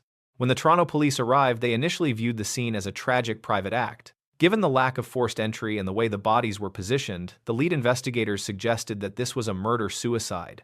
They hypothesized that Barry had killed his wife and then taken his own life in a bizarre ceremonial fashion. It was a tidy explanation that allowed the authorities to suggest there was no ongoing threat to the wealthy, nervous neighborhood of North York. However, the Sherman family refused to accept this theory. They knew Barry and Honey were looking forward to the future with several holiday parties planned and a new grandchild on the way. They hired their own team of independent forensic experts to conduct a second investigation. This team, led by some of the top pathologists in the world, went back into that pool room with a different perspective. They weren't looking for a suicide. They were looking for the marks of a killer. The independent team made their first major discovery during the second autopsy. They found microscopic marks and bruising on the couple's wrists, indicating that both Barry and Honey had been bound with some kind of cord or zip tie at some point during the night. Furthermore, Barry's legs were found crossed in a very specific, relaxed manner. The experts noted that it would be physically impossible for a man to maintain that leg position while simultaneously hanging himself with a belt. This new evidence completely flipped the narrative. The police were forced to admit that they were not looking at a suicide but a targeted professional double homicide. The Sherman mansion was now a crime scene of unprecedented proportions. Investigators realized that the couple had been staged in that sitting position after they were already dead. Someone had taken the time to arrange them by the pool, turning their final moments into a haunting, silent tableau for whoever found them. The mystery of how a killer could enter a highly secured, billionaire-owned mansion without leaving a trace became the focus of the entire city. The Sherman's house was over 12,000 square feet, filled with countless rooms and potential hiding spots.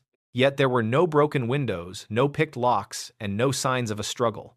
It was as if the killer was a ghost who knew the security codes or had been invited inside by the couple themselves in the middle of the night. As the detectives combed through Barry Sherman's life, they discovered a shadow world of intense corporate conflict. Barry was known as a litigator who never backed down.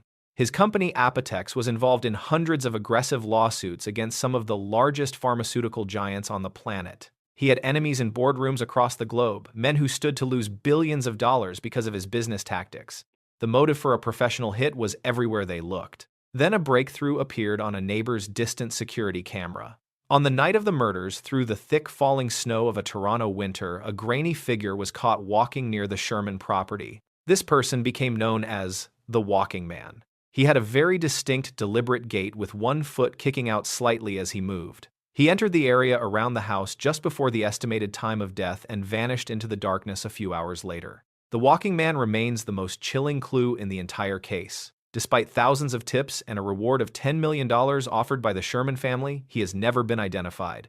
In the video, he moves with a strange, almost robotic confidence, seemingly unbothered by the freezing wind and the snow. He is a silhouette of a man who knows exactly where he is going and what he is about to do, a person who can walk into a billionaire's home and leave it as a tomb. Today, the mansion at the center of the mystery has been demolished. The pool room, the marble foyer, and the grand staircase are all gone, replaced by an empty, fenced-off lot. But the silence of that morning in 2017 still lingers over the neighborhood. The Sherman family continues to push for answers, but as each year passes, the trail of the Walking Man grows colder in the snow. It is a case that proves that even the highest walls and the greatest fortunes cannot keep out a shadow. The billionaires were left in a sitting position watching a pool that would never again reflect their laughter. They were victims of a crime that was as precise as a surgical procedure and as cold as a Canadian winter. The Walking Man left no DNA and no fingerprints, only a haunting image on a distant camera and a billion-dollar question that has never been answered. He is still out there, a ghost with a specific limp moving through the world, with a secret that may never be told. The silence of the snowy Toronto night was absolute, hiding the footsteps of a professional who knew how to disappear. But halfway across the world, in the high-pressure environment of a Chinese university campus, another mystery was about to be revealed in the middle of a different kind of storm. In the city of Nanjing, the falling snow was about to cover a crime that was even more clinical and even more terrifying than the one in the pool room, proving that some monsters have a patience that defies human understanding. The transition from the luxury of North York to the crowded dormitories of Nanjing reveals a different side of the human darkness.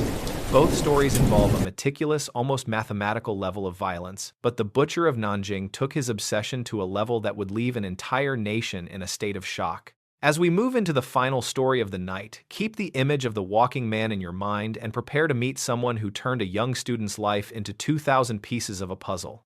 The air is growing colder, and the light of our fire is starting to flicker for the last time. We are leaving the world of billionaires and high society secrets behind, heading toward a snowy morning in 1996 where a sanitation worker is about to find something in a plastic bag that will change her life forever. The butcher is waiting and the story of Nanjing is about to begin. Stay focused, stay close, and remember that the most terrifying things are often hidden in the most ordinary places. The journey is almost at its end, but the deepest shadow is still ahead of us. In a city of millions, one girl was about to vanish, and the evidence of her return would be so precise and so horrific that it would become a national legend. Take one last look around your room, ensure the locks are still holding, and prepare for the final descent into the dark. The Nanjing University mutilation is a story that has no ending, only a haunting, quiet image of a red coat in a snowstorm. At exactly 6 o'clock on a freezing and gray Friday morning in January of 1996, the city of Nanjing, China, was buried under a thick, suffocating blanket of heavy snow. In the narrow, winding alleys near the prestigious Nanjing University, the world was almost entirely silent, save for the rhythmic scraping of a shovel against the frozen pavement. A woman named Mrs. Zhu, a local sanitation worker, was beginning her long and cold shift clearing the ice. Mrs. Zhu was used to finding all sorts of discarded items in the snow, from broken umbrellas to scraps of old fabric, but as she moved her shovel near a large trash bin, she noticed two large black plastic bags sitting neatly on the ground. They were surprisingly heavy and felt solid, not like the usual household waste. When she poked one of the bags with her shovel, she saw what looked like a large quantity of raw frozen meat peeking through a small tear in the plastic. In a city still recovering from the lean years of the past, food was never something to be wasted. Mrs. Zhu, thinking someone had accidentally dropped their market haul in the storm, decided to take the bags home. She figured she could clean the meat and prepare a hot meal for her family to help ward off the winter chill. She carried the heavy bags back to her small kitchen, set them on the wooden counter, and began to untie the knots, unaware that the contents were not from any market. To understand how those bags ended up in a snowbank, we have to go back 9 days to the evening of January 10th. Diao Aiqing was a 20-year-old first-year student at Nanjing University, having moved to the big city from a tiny rural village just 3 months earlier. She was a quiet, introverted young woman who spent most of her time in the library, trying to keep up with the rigorous demands of her classes while adjusting to the overwhelming noise of urban life. Diao was the kind of person who preferred to blend into the background. She wore a bright red coat that winter, not because she wanted to be noticed, but because it was the warmest thing she owned. On that Wednesday evening, she was feeling particularly stressed. She had just been involved in a minor, frustrating argument with her dormitory monitor regarding the use of an unauthorized electric heater. The tension in the cramped dorm room felt like it was closing in on her. Needing a moment of peace, Diao decided to go for a short walk. She pulled on her red coat, wrapped a scarf around her neck, and stepped out into the biting evening air. The university campus was vast, filled with dark corners and historic buildings that looked beautiful but intimidating in the fading light. She began to walk toward the main gates, her breath forming small white clouds in front of her face as she tried to calm her racing heart and clear her clouded mind. As she moved away from the crowded dormitories, the sounds of student life began to fade. She found herself on a quiet street lined with bare trees, their branches looking like jagged skeletal fingers against the purple sky.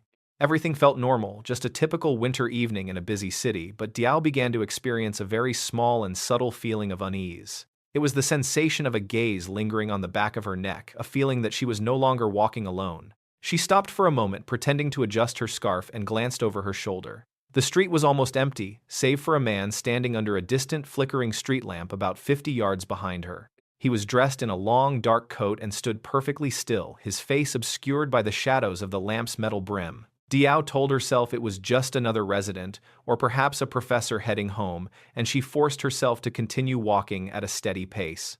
But as she turned the corner toward a narrow pedestrian bridge, she heard the rhythmic crunching sound of footsteps on the frozen gravel behind her. They were perfectly timed to her own stopping when she stopped and starting when she started. Her throat went dry and a cold sweat broke out along her hairline despite the freezing temperature. She didn't want to run and seem paranoid, so she convinced herself that the man was just heading in the same direction toward the market. Diao decided to take a shortcut through a small, unlit alleyway that led back toward the safety of the main campus lights. She figured she could lose him in the shadows and double back to her dorm. As she entered the alley, the silence was absolute. The walls of the old brick building seemed to lean inward, squeezing the space around her. She reached the middle of the alley when the footsteps behind her suddenly accelerated, moving from a steady walk to a rapid, heavy sprint. She tried to turn her hands, reaching out to find a door handle or a fence, but the darkness was too thick. A heavy hand suddenly clamped over her mouth, the smell of old tobacco and cold grease filling her nostrils. Before she could let out a single scream, she was pulled backward into the blackness of a recessed doorway. The last thing Diao Aiqing saw was the soft glow of the campus lights in the distance, a world that was now light years away from her reach. Back in the present, on that Friday morning, Mrs. Zhu was standing over her kitchen sink, turning on the tap to rinse the meat she had found. The water was lukewarm, steam rising as it hit the frozen chunks. As the ice began to melt and the red liquid washed down the drain, a small, pale object tumbled out of the pile and landed in the basin with a soft thud. Mrs. Zhu reached down to pick it up, thinking it was a piece of bone or gristle that had been trimmed off. As her fingers brushed against the object, her entire body went numb. It was not a piece of bone. It was a human finger, the skin shriveled and white from the cold, but the nail was still perfectly intact. Her breath hitched in her chest, and she scrambled backward, knocking over a chair as she stared at the sink in total disbelief. She looked back at the open bags on her counter and realized that the meat wasn't pork. It was the meticulously processed remains of a human being. When the Nanjing police arrived at Mrs. Zhu's apartment, they found a scene that defied every forensic standard they had ever encountered. They began to sort through the contents of the bags, and the lead investigator felt his stomach turn. This wasn't a typical dismemberment. The victim's body had been cut into over 2,000 separate, nearly identical pieces. Each slice was uniform in size and shape, as if they had been prepared with the clinical patience of a master.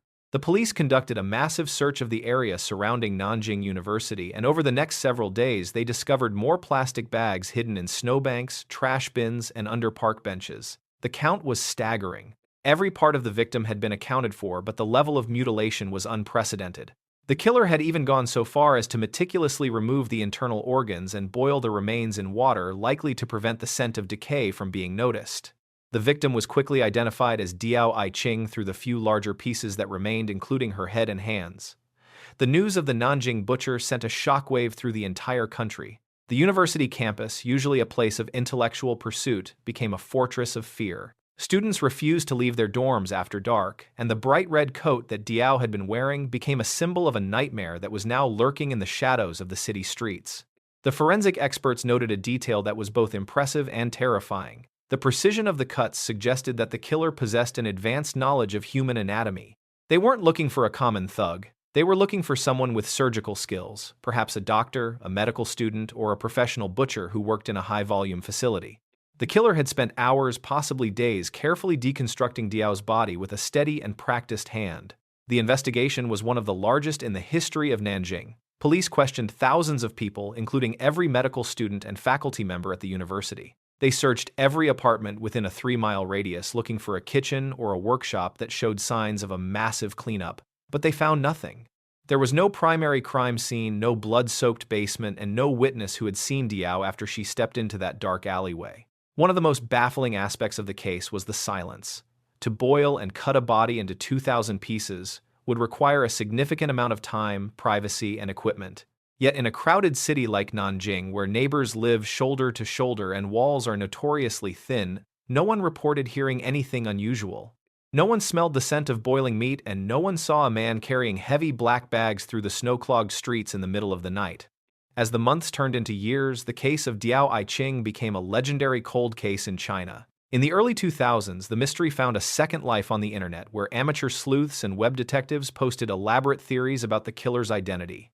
Some suggested a high-ranking official was involved, while others believed the killer was a lone genius who viewed the mutilation as a work of art. The precision of the 2,000 pieces remained the central, haunting riddle. The psychological impact on Diao's family was devastating. Her parents, simple farmers from the countryside, had sent their daughter to the city with the hope of a better life. They were left with a tragedy that had no resolution and a grave that contained a fragmented daughter. Every year on the anniversary of her disappearance, they return to the university gates, hoping that someone will finally come forward with the truth of what happened during that January snowstorm. In 2016, on the 20th anniversary of the murder, the Chinese Ministry of Public Security issued a rare statement confirming that the statute of limitations would not apply to this case. They publicly vowed to continue the hunt for the butcher regardless of how much time had passed. They believe that somewhere in the city there is an elderly man who still remembers the weight of a red coat and the exact way to divide a life into 2,000 silent pieces.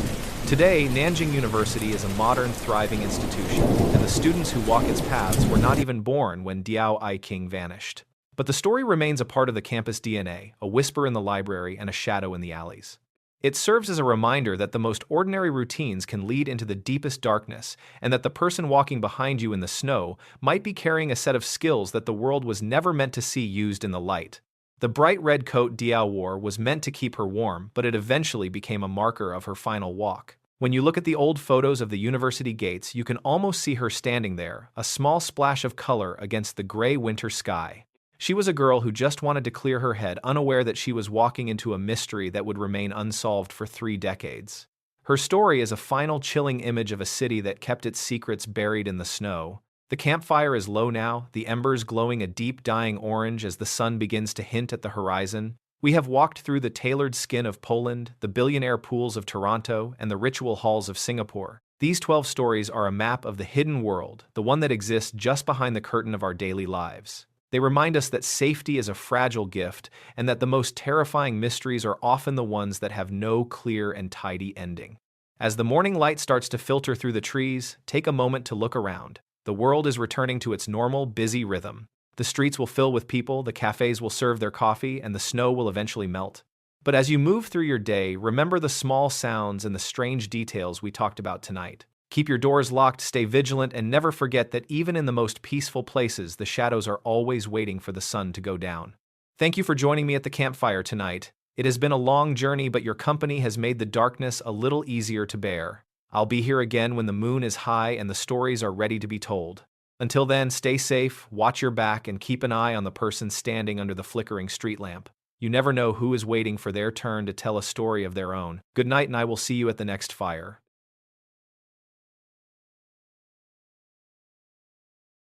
The fire has almost burned itself out now, and the gray light of the early morning is starting to creep over the horizon. We have traveled a long way tonight, from the freezing rivers of Poland to the quiet farmlands of Norway and finally to the snowy, crowded streets of Nanjing. Each of these stories carries a weight that does not easily lift once the narration ends. They leave a lingering chill, a quiet realization that the world is much more fragile than we like to admit. When we look back at the story of Diao Aiqing, it is easy to get caught up in the horrific nature of the forensic details. The 2,000 pieces, the clinical precision, and the calculated boiling of the remains are things that stick in the mind like a needle. But if we pull back and look at the larger picture, the true horror of the Nanjing University case is not found in the violence itself. It is found in the terrifying intersection of a normal life and a total, absolute darkness. Diao Aiqing was not a person of high status or a woman with powerful enemies. She was a 20-year-old student from a rural village, someone who represented the hopes and dreams of a family that had very little. She was an ordinary girl in a bright red coat walking down an ordinary street on an ordinary evening. Her story is a mirror for all of us. It reminds us that most tragedies do not announce themselves with a scream. They begin with a single quiet choice to go for a walk.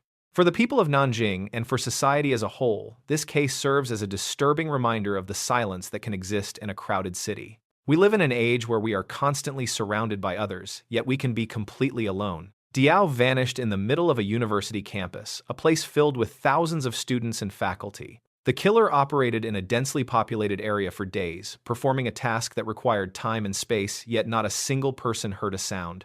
This collective silence is perhaps the most difficult thing to process. It forces us to ask how well we truly know our neighbors or the people we pass in the hallway every day. The butcher of Nanjing didn't just kill a girl, he exploited the anonymity of modern urban life. He knew that, in a city of millions, a single student missing for a few days might not raise an alarm until it was already too late. He relied on the fact that most of us are too busy with our own lives to notice the shadows. From a systemic perspective, the Nanjing case exposed the limitations of forensic science in the 1990s. The police worked tirelessly, questioning thousands of people and searching every corner of the city, but they were hunting a ghost. The lack of DNA technology and a centralized database at the time meant that a killer with high-level skills could simply vanish into the population. It is a sobering thought that the system meant to protect us can be defeated by someone with enough patience. The fact that the Chinese government has refused to let the statute of limitations expire on this case is a powerful statement. It shows a commitment to the idea that justice has no expiration date. Even 30 years later, the search continues not just for a killer but for the truth of what happened in that snowstorm. It is a way for the system to tell Diao's family that their daughter's life mattered and that the person who took it will never truly be free from the eyes of the law. The lessons we take from these 12 stories are not meant to make us paranoid but to make us vigilant. Vigilance is not about living in fear. It is about paying attention to the small wrong details that our intuition often tries to point out. It is the feeling of that gravel crunching behind you or the door that was left slightly ajar. These are the signals our bodies use to keep us safe, and as we saw tonight, ignoring them can be the difference between a normal night and a tragedy. Compassion is another crucial lesson. Each of the victims we discussed was a real person with a family, a history, and a future that was stolen. Diao Aiqing, Julie Ward, Luis Colmenares, they are not just characters in a true crime story. They are reminders that we have a responsibility to look out for one another. Community responsibility means more than just locking our doors. It means being the person who notices when a neighbor hasn't been seen for a few days, or when a friend seems distressed. There is a very fine line between the life we know and the darkness we have discussed tonight. We like to think that we are safe because we live in good neighborhoods or because we follow a routine. But many of the people in these stories thought the exact same thing. They were having coffee, they were celebrating Halloween, or they were sleeping in their own beds. The transition from safety to danger can happen in the blink of an eye, often without any warning at all. This realization is meant to ground us, to make us appreciate the quiet and the safety of our own homes. As you sit there in the early morning light, listen to the silence around you. It is a beautiful thing. It means that for now, the world is exactly as it should be. But remember that the silence can also be a mask. The Butcher of Nanjing and the Walking Man in Toronto are proof that the most dangerous people in the world are often the ones who know how to be the quietest. The most disturbing part of the Nanjing case is the thought of the killer today. If he is still alive, he is likely an elderly man, perhaps sitting in a park or walking through the same streets where he once left those black bags. He has lived an entire lifetime with the secret of those 2,000 pieces. He has eaten meals, held conversations, and slept in a bed, all while carrying the memory of the red coat in the snow. That level of compartmentalization is the true definition of a monster. He does not look like a monster. He looks like a grandfather, a retired doctor, or a quiet neighbor. This is the ultimate everyday fear, the idea that evil does not always wear a mask. Sometimes evil wears a long coat and stands under a street lamp looking like everyone else. The stories we tell are a way to shine a light on those shadows, to make sure that even if the killers aren't caught, their actions are never forgotten. We hold the memory of the victims so they are never truly lost. As we conclude this episode, think about the people in your own life. Reach out to someone you haven't spoken to in a while. Be a little more aware of the surroundings on your next walk. Justice for Diao Aiqing may still be a long way off, but we can honor her memory by being a little more compassionate and a little more vigilant in our own communities. We are the eyes and ears of the world, and we have a duty to ensure that the silence never becomes a hiding place for the darkness again.